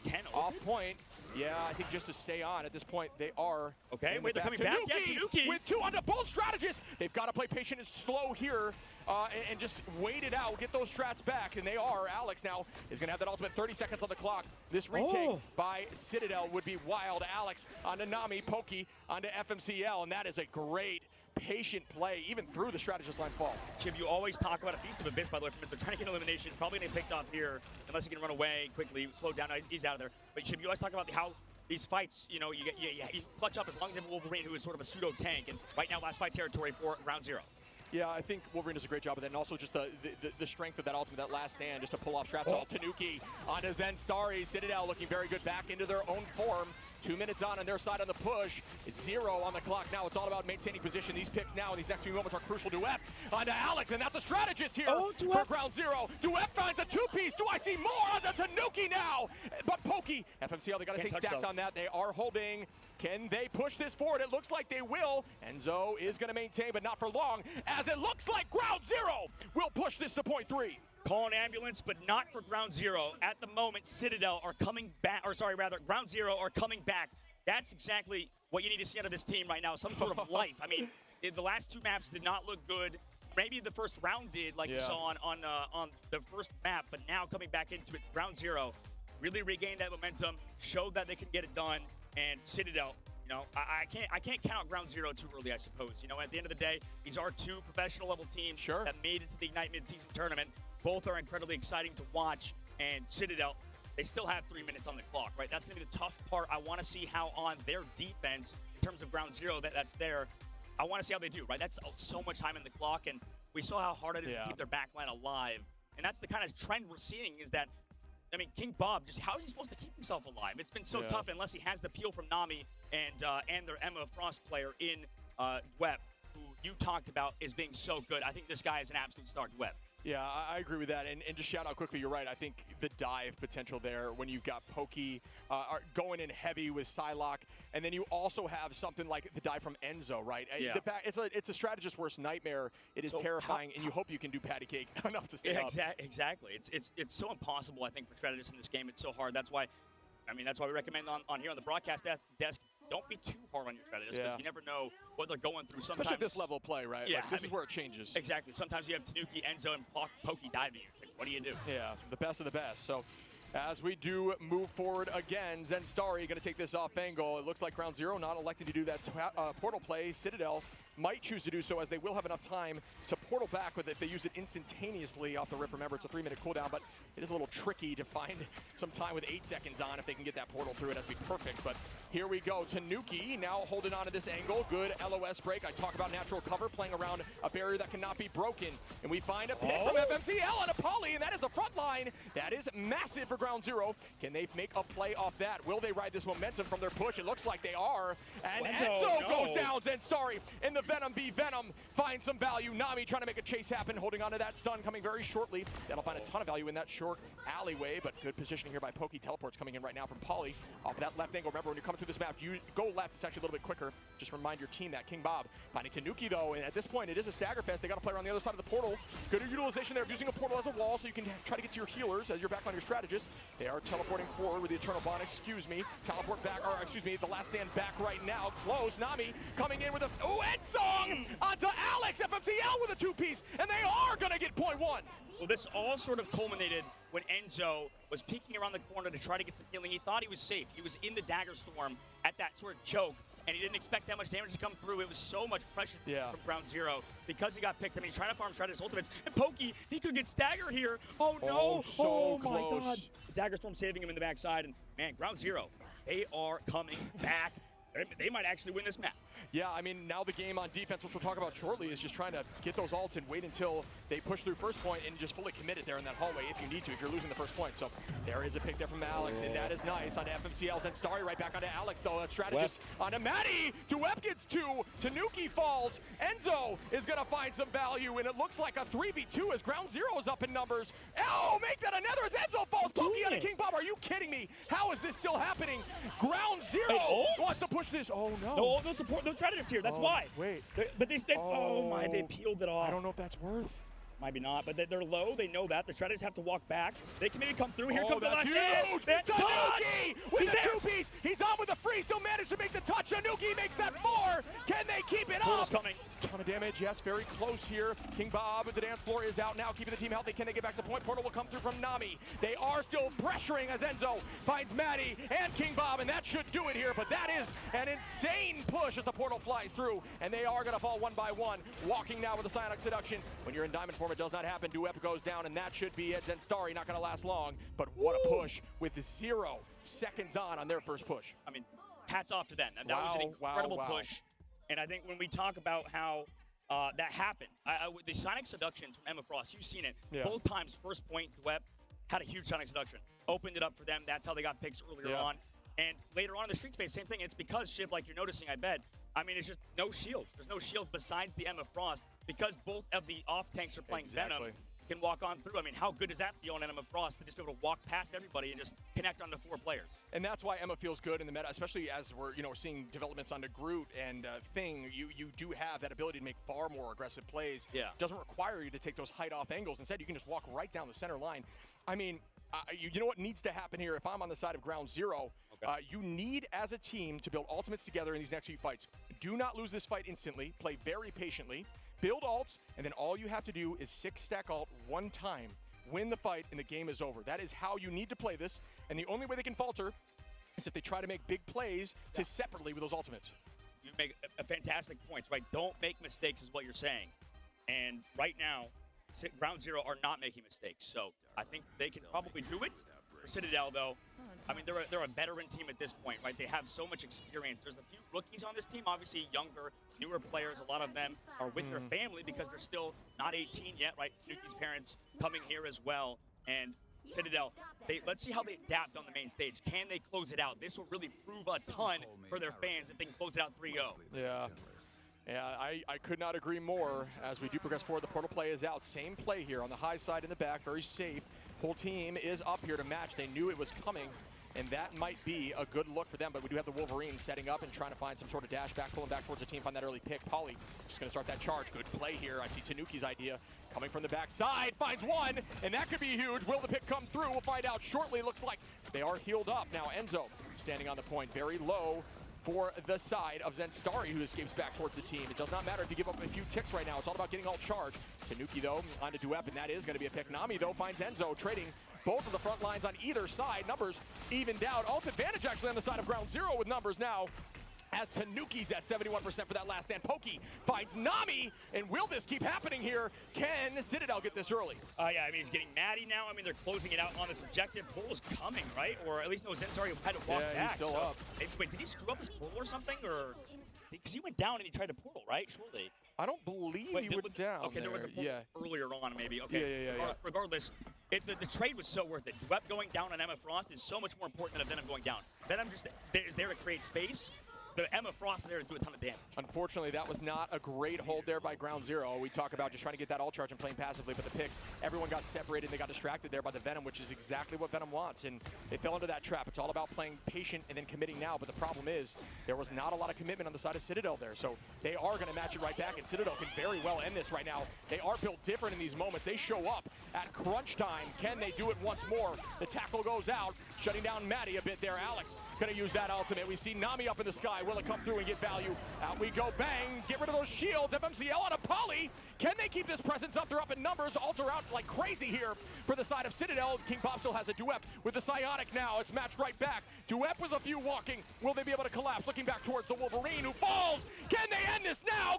We will see. No, Portal will not be up just yet, so they are going to have to touch individually. This is going to be a slow stagger. It looks like Ground Zero are going to hold this defense, but there's 51 on, so they will be able to come back and touch. But dang, I just thought that this timing was ticked down a little bit more. Tanuki's big last stand could end this.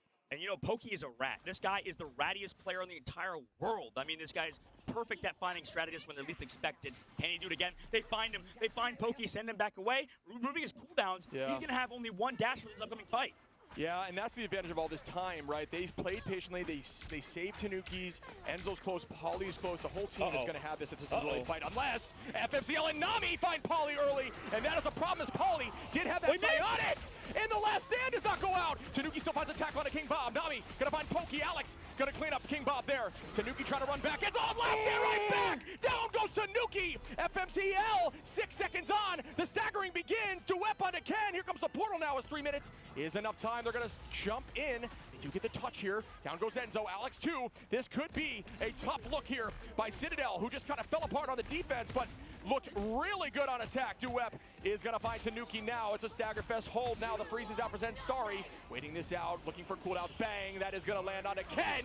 And they are the Eye of Agamotto by Zenstari. FMCL cleans up Nami onto Enzo, and that is a hold. We are going to another map. Chip, I might have caster cursed Citadel so hard. I mean, talking about how we're going to their funeral, talking about we're all black. Holy I deserve, if I check social media and I'm seeing all the crap about me after that one, I would not blame Australia in the slightest. I mean, that comeback was huge. And you talked about how they were just able to kind of come and refocus, right? Getting the right picks at the right time. You saw this Emma Frost kind of pop off on Duep. I mean, that man's a star. Same thing with FMCL in the back line staying alive.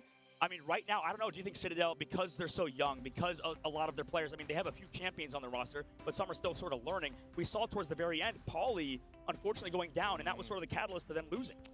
Yeah, I'm with you with Ultimate too, right? Psionic, at that point, you know you had just forced them to commit a ton. It is all about you staying up in that moment. It's a tough look. It is a mistake that is made in the past, and especially when you have a Wolverine in your face, it is so difficult to escape. So issues there, right? It's just a tough look to have that happen to you in that moment. But the real problem is how far that the attack happened on the OT. I don't blame the defense. I think they still held, or you know what I mean? Like, I don't blame the defense of Citadel, or excuse me, the attack of Ground Zero.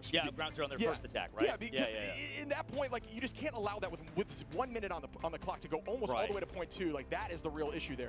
Their defense off the rip, their attack was good. So that's what I was trying to get at. It's just, it's not a fault of their own right there. No, exactly. I mean, you that's why you're the steady Eddie, and I'm the hot take man over here on the desk. And right now for Ground Zero, this could start their reverse sweep. That could ignite the fire, just like we are ignited here in Marvel Rivals Ignite mid-season in Guangzhou, China for $500K. There's not a little amount of money on the line, right? For especially for Australia. I mean, listen, as a country with a better currency than Australia, that's a lot of money for them. Okay, that's all I'm saying. Down under. No, I love Australians, and I think there's so many fantastic players. That's why if we see Ground Zero win right now, I mean, that would be the craziest story, I believe, of the whole tournament. We know behind the scenes they're a good team. Everybody's talking about how Ground Zero, you don't want to underestimate them, and we're finding out exactly why Citadel is one of the favorites to win the entire tournament, and they just took a map and are starting this potential reverse sweep. Yeah, and the funny thing is, I don't believe there has ever been a reverse sweep, at least in this tournament so far, after the second game that has not fully committed through, which is a crazy thing to say. If the sweep started after they got their second win, it always went to the team that had that sweep. So talk about momentum. It could not be showcased more than that statement right there. There has never been a denial of the sweep once it has begun, after 2, of course, right? So they need to show up right now, or they have to beat the odds. And I'll say it right now, Ship. If Ground Zero reverse sweep right now, we're going to have to do a shoey, me and you, together. But not just adult beverage free. Of course. Apple juice, maybe, something like that. But we will do a shoey, and I'll use your shoe, use mine. Oh, that last part really got me. I know, I will regret that. I know, I will regret that for sure. Yeah, you got some sneaky toes, so do I, though. So we are in that. What a call out, yeah, barely. Well, I mean, I know Liger behind the scenes probably freaking out. He's like, I can't wait to see these two American idiots do a shoey. And right now, I mean, I wouldn't be surprised if Ground Zero were to reverse sweep because of what you said. They're sort of bringing it back, man. I mean, that was disgusting to watch FMCL with 23. The Magic play, right? I'm sure a lot of folks are going to be stoked about that. Nami with a 20-piece, too. And the big thing is not just stats from what we saw, right? Dwep was crazy. I mean, his only job, as you saw, was to shut down Enzo. Sure. Make sure Enzo's dives when they came in were grabbed every single time. He's using diamond form, the grab to just kick him against the wall. FMCL MVP as well. I mean, this whole team, I think, is firing on all cylinders, and I don't think there's a single weak link at the current moment. Yeah, I agree. I think I almost want to say that about Citadel, just like they crumbled there, right? On their defense on the OT. They might be choking it, man. Yeah, well, they are an insane team. I don't know. Momentum is so real. I just can't believe that. 3 minutes on there on the OT for the opposition. You are at 1. Yeah. And, I mean, that first fight looked like it was going to go on the side of Citadel. It ended up not, and they just kept walking from then on. His team started overcommitting, and that is the issue. As we look here now, the push here from Citadel was flawless. It was clinical. Absolutely. And this is the start of the reverse sweep, but that does not mean the momentum is in back favor for Ground Zero. Yeah. Right? They need that next map. You're maybe starting to spark, but right now the flames of Citadel are still burning, right? You might have poured some water on them a little bit, brought it down, but the momentum is still in favor of Citadel just based on what happened the first 2 maps. Now, if Ground Zero were to win this next map, I mean, that's huge. We saw reverse sweeps already, and I think because we're on this lane environment, right, you have to assume that the reverse sweep is even more on the line because of how many nerves the other team is feeling because they're getting quickly here, map. folks. You got to show this Magic KO here just while we have a moment. I believe you'll see the KO on the shroud. Oh, they didn't end up getting to it, but that pick. But sorry for cutting you off. No, you're good. Keep talking about it, man. I mean, like there were some phenomenal Magic plays worth pointing out. Yeah. So many Magic mains not thinking their hero's that good. Yeah, I mean, it's just you can get that. I mean, there was just so much pseudo tank value on that fight. I think Magic is very much map specific, especially composition specific. Maybe just like point specific, right? Because and we saw the switch, right? Right, exactly. Third point swap to Wolverine. Saw how much value he had there. FMCL on Magic. Maybe they also figured that too. Maybe they just switched to Wolverine, and like we saw on first point, maybe it wouldn't have taken that long if FMCL was on Wolverine. Yeah, that's a great call there. I mean, I do think that this team, they looked, the attack, right, consistently there for the side of Ground Zero was, washy, right? Like the initial attack Wiswashi was consistently getting through an OT in very last-second fights, and they were just clutching up in those moments. So do they have the clutch gene? Yeah, well, what we're learning about OCE region, what we're learning about Australia is that they are scrappy.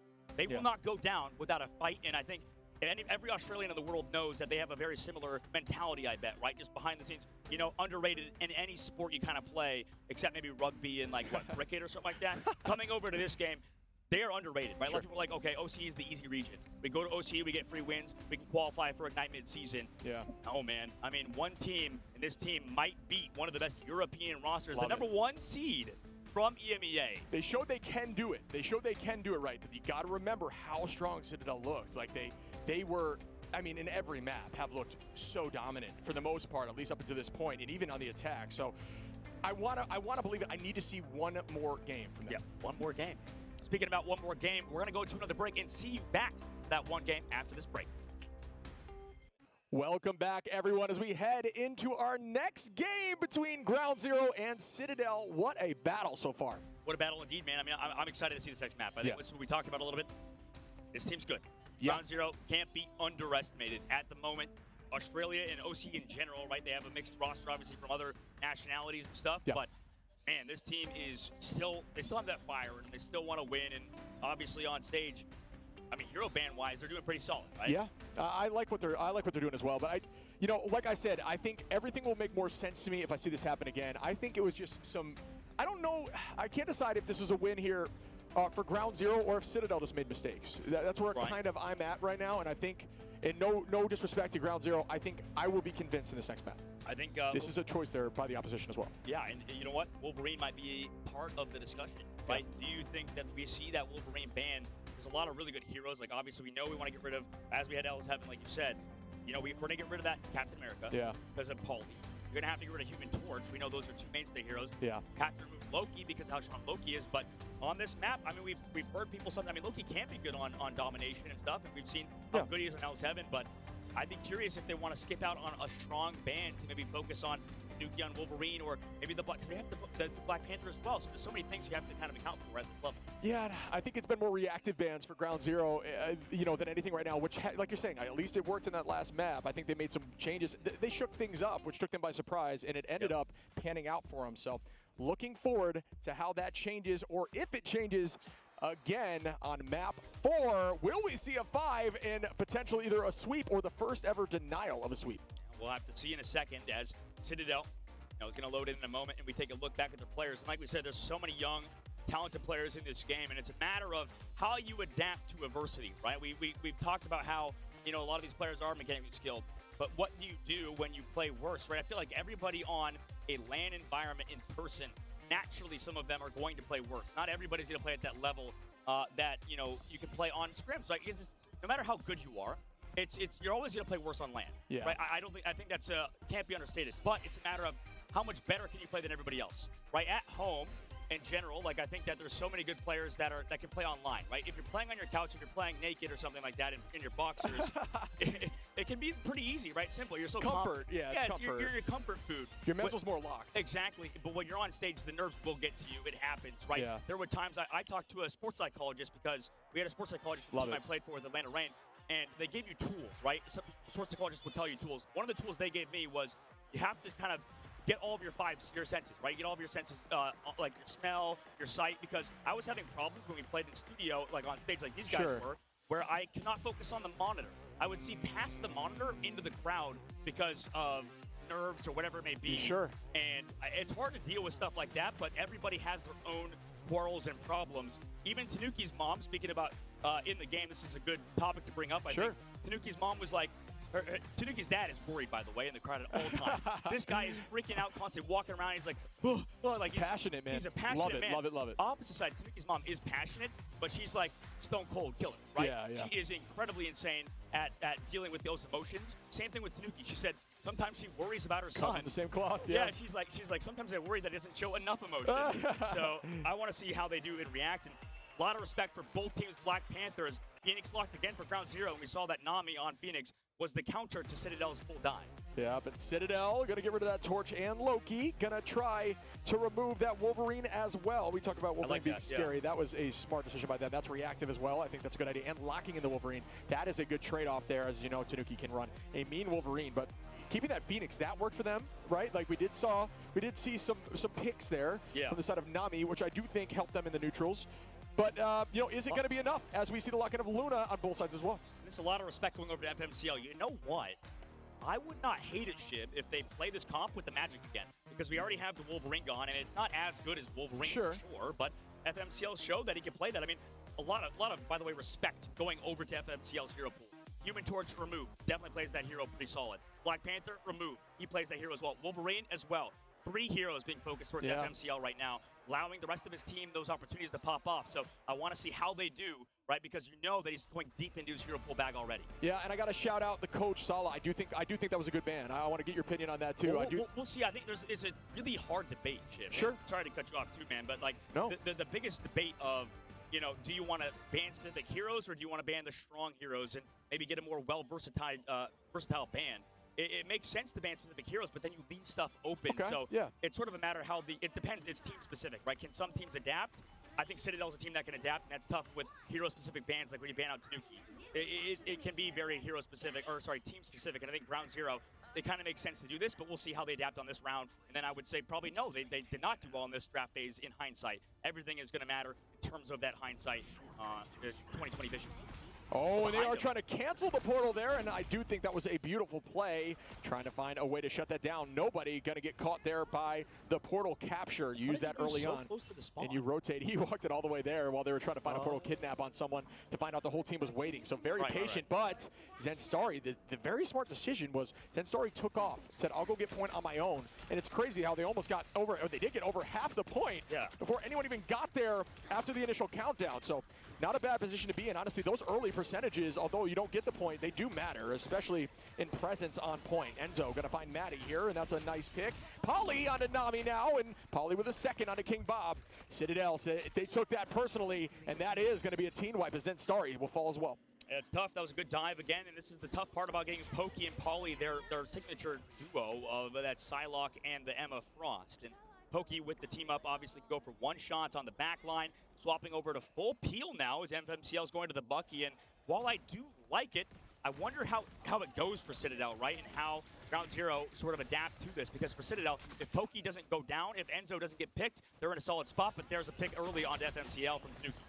And we begin once more. Pokey going to keep that damage out. Tanuki with the 2-piece, and that's that Wolverine that they allowed through in lockdown for FMCL. And you are really utilizing the power of these duelists right now as we see a 4-piece fall in Ground Zero back at the spawn door with even ults. I almost don't like the Venom in this comp because what does it really do? I mean, it adds a lot of pressure, don't get me wrong, but if you're already playing front to back anyways, why not play like a, because Magneto's not banned, right? Or did Magneto, no, Cap got banned, right? For no, Ground Zero did have Magneto banned. No Vanguard's banned at all for Ground Zero so right now. You gotta, I don't know, man, prioritize keeping, I mean, Zenstari is just on Venom, not really doing much at the moment. We'll see how this kind of happens.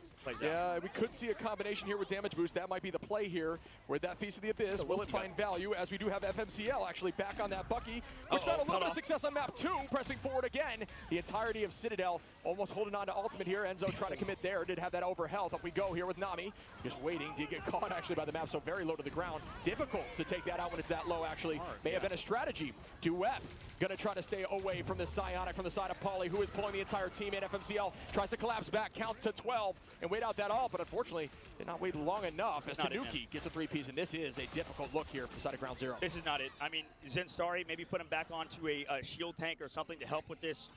I just don't like this at all. I mean, maybe Zenstari's stuck on this hero. He's played Doctor Strange stuff before, so even if you have to play Doctor Strange, but the stagger as well, by the way, down off the map. And every map has like a different fall-off box there, and you can see that stagger is huge, 95% of the board, no portal play too, so they're going to have to touch without Maddie. Yeah, I'm with you. That was a dominant performance. Citadel is insane. Yeah, they can't even get there. Portal just not coming through. Ground Zero, they didn't look like themselves. I think maybe. Yeah, because they can't change the momentum, bro. Like that's really what it is. Like they can't dictate the pace. And right now, if you play Bucky, if you play Phoenix, it's very obvious what you're going to do. You're just going to walk up as a unit, just be a clump of people, and Venom doesn't do well in that. I'm sorry. Like in general, dive is so strong. It seems like this patch. So regardless if you did play that style, I don't know if it would work And Ground Zero did better when they were trying to find their other backlines, because what are they supposed to do? Ground Zero sends Zenstari in onto a backline that is pocketing each other from Ken and Alex, who has Grains because he's on Loki now, because that got through in the ban phase. Man, they got really messed up in this hero ban phase right now, because they're trying, I think, the wrong things with Zenstari onto Venom. It just doesn't add to the comp. Now FMCL, okay, he's going over to the Psylocke. I like that they're trying to be more proactive on diving this backline, because that could enable them here. Yeah, and we saw this, like, the absolute seriousness of that team. Even after taking that map 100-0, they do not take that lightly, that loss in the last map, and they are looking clean. You saw Sala on the back line walking through the back of the team there, walking behind them and keeping them in line and focused, and they were locked in, and they know the job's not done just yet as the portal comes out here for Citadel. Well, if Citadel win this, I think it's because of the fact they got Loki through. We've talked about that before. Okay, yeah, you know what? I could respect that, actually. I think that's not a bad call, because Loki's so valuable. Pokey going to find a weapon here. That's instant, man, and that is a difficult look, especially after getting 100-0. You needed to change the momentum. Tanuki going to find Zenstari, and Ground Zero are crumbling as Polly takes out Nami. Pokey with a triple, and that is clean play here by Citadel, who have just been on a rampage since taking that L. Downloaded, man. Citadel figured out Ground Zero's weaknesses, right? Put FMCL over to that Psylocke, put Dwep over to that Emma Frost, and he can carry for sure. But the problem is their backline keeps getting dove by Citadel. They're so consistent with it. Enzo's obviously to Dr. Strange now with that Eye of Agamotto as well. And we begin another fight, Ground Zero, with 3 ultimates ready. A little bit of an ult advantage here, but Tanuki very close, and Polly as well. Ken right behind, and Alex, excuse me, as now Citadel have been patient enough to hold up and have ult advantage. It's going to be close here. It's all about who can do this quickly, as Polly finds 2. Pokey gets 2 more. Tanuki gonna clean up a 5th. Wow, Citadel, especially in those second fights, if you hit your ult quick, you need to commit it instantly before those strategists do, and you saw it right there. Yeah, absolutely. And Zenstari's now go over to Dr. Strange, the point we brought up earlier. I just don't think Venom added much to the comp. Now he's over to this, but the problem is, I feel like Citadel. Who do you die with Venom right here? You know what I mean? Like, and exactly, but the problem is Tanuki's on Wolverine, like we talked about. At least Magneto can help with that. At least maybe playing Invisible Woman could also help with that. They don't have any real counter to what Citadel's doing with Tanuki on this Wolverine.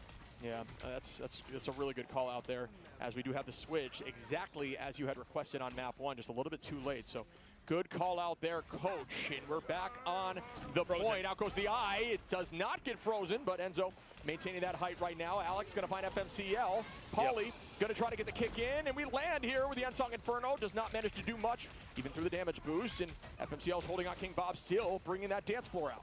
And the strategist of Citadel, Eye of Agamotto, comes out from Enzo on the back line with the damage boost. Is they're going to find elimination? No, they're stalling out with the Fate of the Worlds, but so much kick percentage given for Citadel.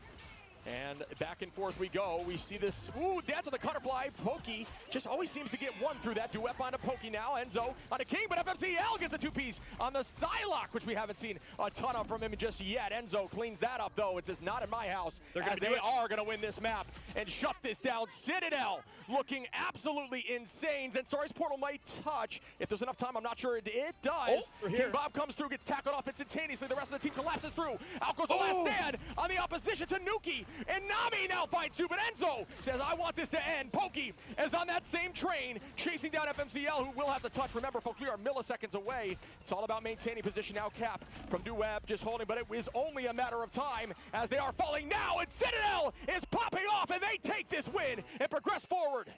Citadel 3-1 over Ground Zero, beating out the team from Australia. Wow. And you can see satisfied with that win. And I think it wasn't as dominant with getting a 3-0 necessarily, but it doesn't matter at the end of the day, because they showed they could adapt, they could sort of download their opponents, and that's what we're going to see, I think, of the tournament. We saw that in the stage 1. It's about changing up your bands at the right time and figuring out what the other team can and cannot play. I think that was a fantastic series from Ground Zero, honestly. Shout out to them coming to China, being able to compete with the best teams. I think we will see them come back stronger, at least a team similar to Ground Zero in OCE. They are not a region to take lightly, but to shine some light back on Citadel, man, the supports, the strategist players, the very end, you saw it. Big freeze on FMCL before that fight started at the very end. Yeah. I mean, they don't get enough shine for sure as well. Yeah, so I truly do think that map 3 there, that would have clutched it up for Citadel, was actually just a fault on them and not necessarily, although there were some insane plays. I don't want to slight GZ at all. I just think it was it was all about not being able to press through and hold on in the clutch moments. They were just panicking, throwing out ults, overutilizing cooldowns. They just thought they had it in the bag. So it's a mental loss there. Yeah, absolutely. And I think that's a way to rebound. Right? That next map coming back focused after the half too. Maybe Sola said some things. Maybe they figured out the draft, because I don't believe coaches help in the draft, right? I mean, they help behind the scenes. Oh, it's a prior draft. Yeah, so the coach is not behind them, like talking to them and telling them what to draft and ban, right? So they have to talk about the behind the scenes before they come out on stage, right? I believe that's the case. Yeah, and Sola, I think they went back to break. They realized what was the problem. The problem was the FMCL on Wolverine. Getting rid of that enabled them. Also letting Loki through on their side, right? I don't know how that happened before, because they were getting rid of Loki before. On that map, I mean, it was just so easy for Alex on this back line, as well as on Luda Snow, and then constantly pressuring out everybody with Ken on that Loki. I mean, he was MVP of that map for very good reason, because, I mean, Loki, if we just look later on when the stats come up, that guy just dominated the map. Yeah, I mean, we talk about how impactful crystals are. Might as well mention it again. Crystals, an ultimate, are an ability that can cancel ultimates and essentially be a reset button for your Vanguards and Duelists, is insanely strong. And although recently took a hit of 5-second cooldown increase, it has not taken much of a hit since. And with the new team-ups coming in, and right now, actually, in the new season, there's a damage boost function if you're teamed up there with Mantis. So you actually get that Mantis boost again inside of the green. Dropped yesterday, right? That's it. Yesterday. For us, it might be today still, for depending on where you are. Exactly, it's still the 8th. Time is a multiverse. Time is multiverse, so I'm sure a lot of people are enjoying 3.5 season. The new skins as well, the new battle pass coming through, the roadmap, all of this stuff. Or rather, the new skins that just dropped. And played too, man. So, I mean, we've been here casting, of course, instead of playing, but I think we're all incredibly excited to see the future of that 3.5 has in store, because, like you said, there's so many new changes that came through. Oh, I can't wait to get hands-on and test, right? Like, so excited to see the change in meta. But and we're excited to see Citadel progress now in the tournament brackets, where I'm sure, big weight off their shoulders, because we heard about how good Ground Zero is and how they're not a team to be taken lightly. Neither is Citadel, right? Yeah, Citadel, we knew how good they were. Yeah, I think Ground Zero gained a lot of fans today, and I think you got to remember, folks, these are the best teams in the region. It's difficult to look at a team that maybe didn't succeed in one of these matchups and say they are not a good team. It is not the case at all. This is another level of play. That team was very strong, and we saw some incredible performances across the board. FMCL, obviously, we've been mentioning a lot to Web. It looked really good as well. Their team was very clean. And the thing is, the region only is going to get stronger, because from the outside, what happens when you have a region that maybe is seen as weaker earlier on in the lifespan of a game, people think, okay, I'm going to go play over there. I'm gonna get, it should be easy theoretically. But what ends up happening is everybody gets better, because you're adding more artificial player base increasing on your side, making the region stronger in practice, right? Yeah, absolutely. So this region's only going to get better as time progresses. Absolutely, and that's what we want to see here in this level of Arrival. So yeah, I mean, this was a absolutely dominant performance. Pokey with 12 finals, Pauly with 9 there, obviously switching up. Tanuki 8, like the closest on the opposition with Nami and FMCL, both duels being very strong, 2 apiece, right? So it never was in their hands. No, and the reason why I think that Loki was even stronger too is because they're against that Venom. Yeah. And nobody was all. Who do you dive? Exactly. Yeah, exactly. Yeah, because they dive onto Ken. Nobody is there. Well, FMCL was sometimes there for the follow-up, but if you poke out that Psylocke early, if Pokey just wins that duel, nobody's there to go for the dive, because that's what the pressure provided when you have multiple divers. But BRBR, Citadel, really good at poking out flankers. I mean, FMCL was shut down. I mean, that was a tough series for him in general. Only 2 final hits in the series. On the opposite side, Pokey was the opposite of shut down.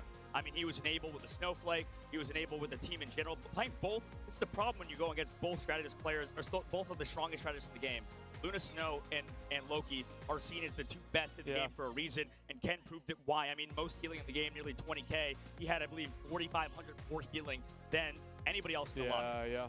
Yeah, I mean, I'm with you. It's tricky, right? Because it also depends on composition, but I'm with you. When it comes to Loki and Luna, they're the most traditional, if you want to keep your team healthy composition, right? Then obviously you get into the damage boost. Mantis, we're seeing a lot more Cloak now in these regions. But yes, traditionally, these 2, if you want to play, especially in domination, and you want to sit and protect patty cake and keep your team healthy, they are impenetrable, especially when you are at this level and you know how to and when to use those cooldowns. You don't just bait them out for something light. You only use them when you need to. So it's all about minimal mistakes, and with Loki on your team, those mistakes become, it's a little more available. You can make more mistakes when you have green ready. Yep, absolutely. And I think moving forward, Citadel, I mean, looked like one of the best teams in this whole tournament. I mean, they've had 2 close matches, sure, 2-5 mappers, but they were against some of the hardest teams in the whole event, right? You have, on the North American side, Envy is one of the favorites to win the whole tournament, and then they also went down loser brackets, had to play against Sentinels. I mean, last night we were talking to Ryan Mazing in their room and stuff, and I mean, Rye was on full tilt, man, and I love Rye. Me and Rye were teammates in previous titles and previous games, and I know how that guy gets. I know he's super passionate. So, man, he was full tilt. He's like, why do we have to play against both Citadel and on the lower brackets, or in the upper brackets, Envy? Like, that is, or not Envy, sorry, Rad, I believe, earlier on. So, it's been a tough bracket, I think, for for at least Sentinels, and I know that Citadel is a really, really strong team, and you saw exactly why. Yeah, that was another example of a game that went to Game 5 that was incredibly fun to watch and could have gone either way. Sentinels, we will be speaking to a Sentinel here shortly after the break coming up, and that'll be fun to have that discussion. But Sentinels clutch up in those moments, and they showcase that. They got to that point, but they just unfortunately could not push through, and Citadel is consistently available. They're consistently ready to make adaptations, like you're saying, and make changes, and it always works for them. And it's interesting, we didn't see it after map number 1. Like, we didn't see the Rocket, the Jeff, all of those healers later on in the series, and it's probably, I guess, just the fact that Loki got through. Loki keeps getting through, and they keep playing that Luna-Loki backline, and it was available. Yeah, so why they just not? took it. Yeah, and you can't really play the comp they played on Domination elsewhere, I guess, because you need to still play the objective, and a lot of times the reason why I think you can play that sort of super evasive comp with Rocket, with Jeff, with Ultron, I think is because, like, on Domination, you can just kind of stay on the point with your vanguards and then avoid ultimates everybody else. I suppose when you move more to a linear map, like on any of these payload maps, I think that it's a lot more harder to play those compositions because you can't really leave somebody on the objective. Everybody sort of has to play. Touche. Yeah, I like that. That's a great call out. So, wow, what a match series, there. Man. Congrats again to Citadel Ground Zero. It will not be the last time we see them as a unit. Some very star players and a ton of fun to watch. I know the crowd was very into it as well. I'm just glad we don't have to do Shui. That is a beautiful call. Almost forgot about that. That would have haunted me. And absolutely. I mean, all the Australians on Twitter would be going insane. Yeah. Insane. Yeah, as I'm sure they are already. But great attempt there by Ground Zero. I'm sure their fans are proud of them, right? Coming into this tournament, playing well. Obviously, we don't want to make it too much about the loser, but it can't be understated how far they got in the tournament. We already saw both Korean teams get eliminated. Considering where Korean teams are historically in hero shooters is very impressive. I know that this game's quite different. How many Korean players at the top level are really there yet, especially a lot of the more unknown, unscouted talent. So who exactly knows where that sort of scene lies at the current moment, but they're gone. OUGs now, we're going to see them next. That's into the loser brackets. Yes. That's going to be crazy if a team from China also goes home. Yeah, that's another one of those matchups. So, yeah, we mentioned, very excited to be in the crowd or like here for that. That's going to be a ton of fun to witness, but OUG, a very strong team. And, yeah, there is potential for them to press forward here into Rad. They do those unique compositions, though. And we're going to get into this discussion about what they run later on. But, yeah, I mean, we're dropping teams like flies. Now we've lost Sentinels, Reject, Genji, Nova, and we lost Ground Zero. So teams are dropping. But remember, folks, the farther you progress, the more you get in your pocket, and everybody's getting a piece of that pie. Absolutely. Yeah, no, the $160,000 for first place, but second place not too shabby either, in $80K. So right now, a lot of teams still in that running for those prize pools. And like you said, the further you get, the better, right? Everybody wants to make money. I was talking to Citadel's president of operations, basically. He runs every single esport for Citadel Gaming. Sure. And he was talking about how, I just want to see this. Like, I was like, you guys made it pretty far. It's impressive. And they're not done, right? They're not finished. They're still hungry for more. And it's not that they looked past Ground Zero like we saw. That Ground Zero put up a good fight, especially on map number 4 or 3. But regardless, they want to win this whole tournament, and so does every team left, right? A lot of teams took their losses before very difficult, right? Or very hard. A team that took the loss hard was Rad. I mean, not to call out too much about them. I don't know how much they want sort of talked, but for Rad Esports, I mean, they wanted to win in that upper bracket to get sent down to the loser brackets. We will see them later today. It's very it's sad, right? It's obviously for Rad's side. They wanted to win in their match, and when they were home, I mean, a lot of them were pretty hard tilted, but that's why we have loser brackets, right? Yeah, I mean, we talk about the excitement of victory, and we pan over to the victor after every match, and everybody's clearly amped. But it's brutal looking at a team that just lost, especially in the first line. This is the history books, folks, and the folks that are playing here are very passionate about the game. We talk about the game developing over time, and there will be more and more incredible players making the switch over, or new talent being found here throughout this game. Regions are going to develop and grow. Everyone wants to be in the history books of this game right now, so losing at this moment is devastating. But, we will see who's going to get to the very top and become written in the history books here. I will say we were doing a warm-up for today for the broadcast. Yeah. And they were doing, the whole practicing the championships. Oh, you call that out. They were practicing it, and, You know, just saying, it said 100 Thieves win. I mean, that's. I'm sure they've got them all worked, but they did test that one, yeah. Oh yeah, absolutely. They probably, yeah, they did. They have all of them ready to go in case somebody else wins. But maybe the script is leaked, man. Maybe the script is leaked. Yeah. Or it's a curse, right? Imagine you're the team that is shown on the main broadcast as winning Caster the whole curse, thing. but like venue curse, yeah. Almost happened when we saw Ground Zero get in and kind of smoked on that third map, and they just steamrolled the way through. So you really can't count anybody out, especially a team like 100 Thieves later on are one of the most veteran teams on the block. Yeah, absolutely. I mean, I'm just happy to see a lot of these regions still represented. It's tough for OCE. Only one team making their way here. I'm sure as that region develops, we may see that change. What are your thoughts from the OCE region? Because this is the last time we're seeing them. We have more opportunities to talk about Citadel. Obviously, we'll talk to one of their players on stage in just a moment. Sure. But what are your thoughts from Ground Zero, man? Like any shout-outs to any specific players or the whole team, the whole organization of Ground Zero? Sure. I mean, I've said it 1,000 times. FMCL looked lights out. We saw the Psylocke at the end. I'm not sure that's a major comfort pick. It seems like melee is their strong suit, and that is something that I'm sure they'll be willing to even express out loud. So FMCL looked incredible. Dwep looked great. I think it was tough. It's tough to really get a look at a strategist line when you have such strong dive going against you. So I think that's why maybe we sleep on the discussion about them. They were able to handle their own in a lot of these different fights, but going against something like Enzo consistently and Pokey all over you, it is so difficult to really play a game that isn't all about just keeping yourself up and running, right? It's more so just self-preservation mode instead of really performing. So, I can't really necessarily speak to them as much, but yeah, I've got to go with Dwep and FMCL. Oh yeah, absolutely. I think you're right, and I think you talked about it perfectly. I mean, both Dwep and FMCL played well.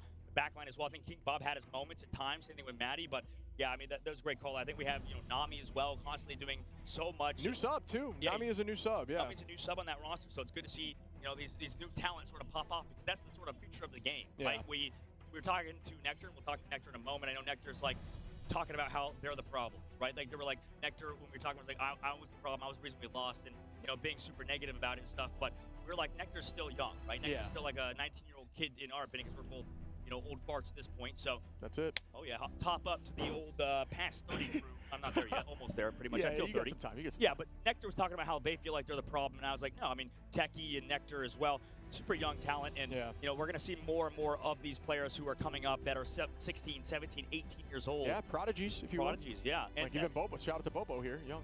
I played with a player who was 13 at the professional level. Wow, 13. that's insane. Yeah, his name was Sugar Free. Yeah. I'd love to see him play this game because in the game that we played, he was insane. Right? You know Speedily? Yeah. Basically him, but better. That's so insane. That would be awesome. And Speeder's still great. Sorry, he's probably not going to like that. Speeder's like, huh? What the? What did he say? What did he say that for, man? Comes up here, beats us up. Yeah, I would not believe it. Speedily is a huge man. I saw him trip on stage earlier, so that's at least the combat. We know that his Achilles heel is just trip him, right? But yes, on stage we have, I believe, Sala. Yes, with, we do. With Tetch.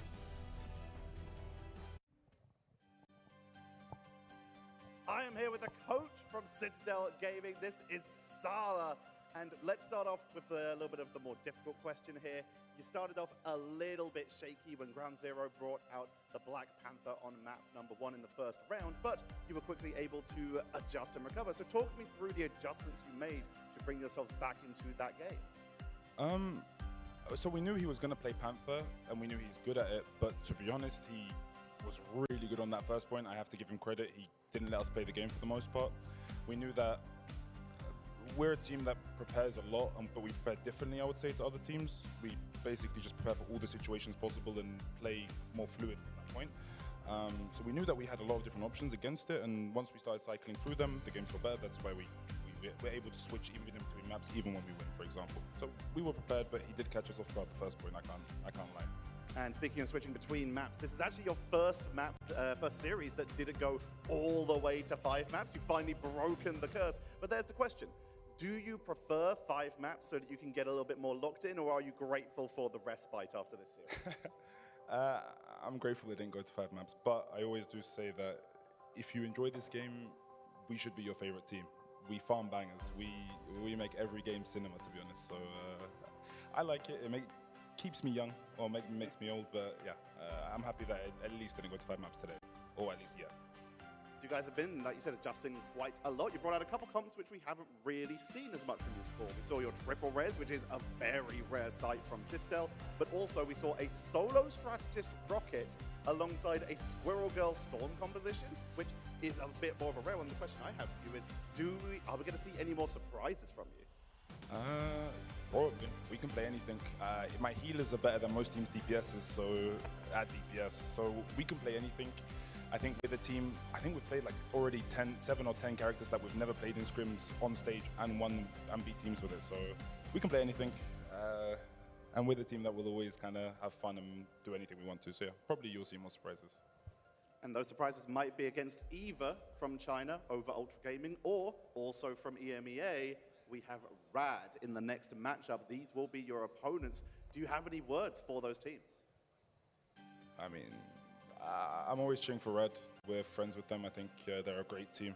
I like them a lot. I hope the best team wins, but I hope they come ready, I would say.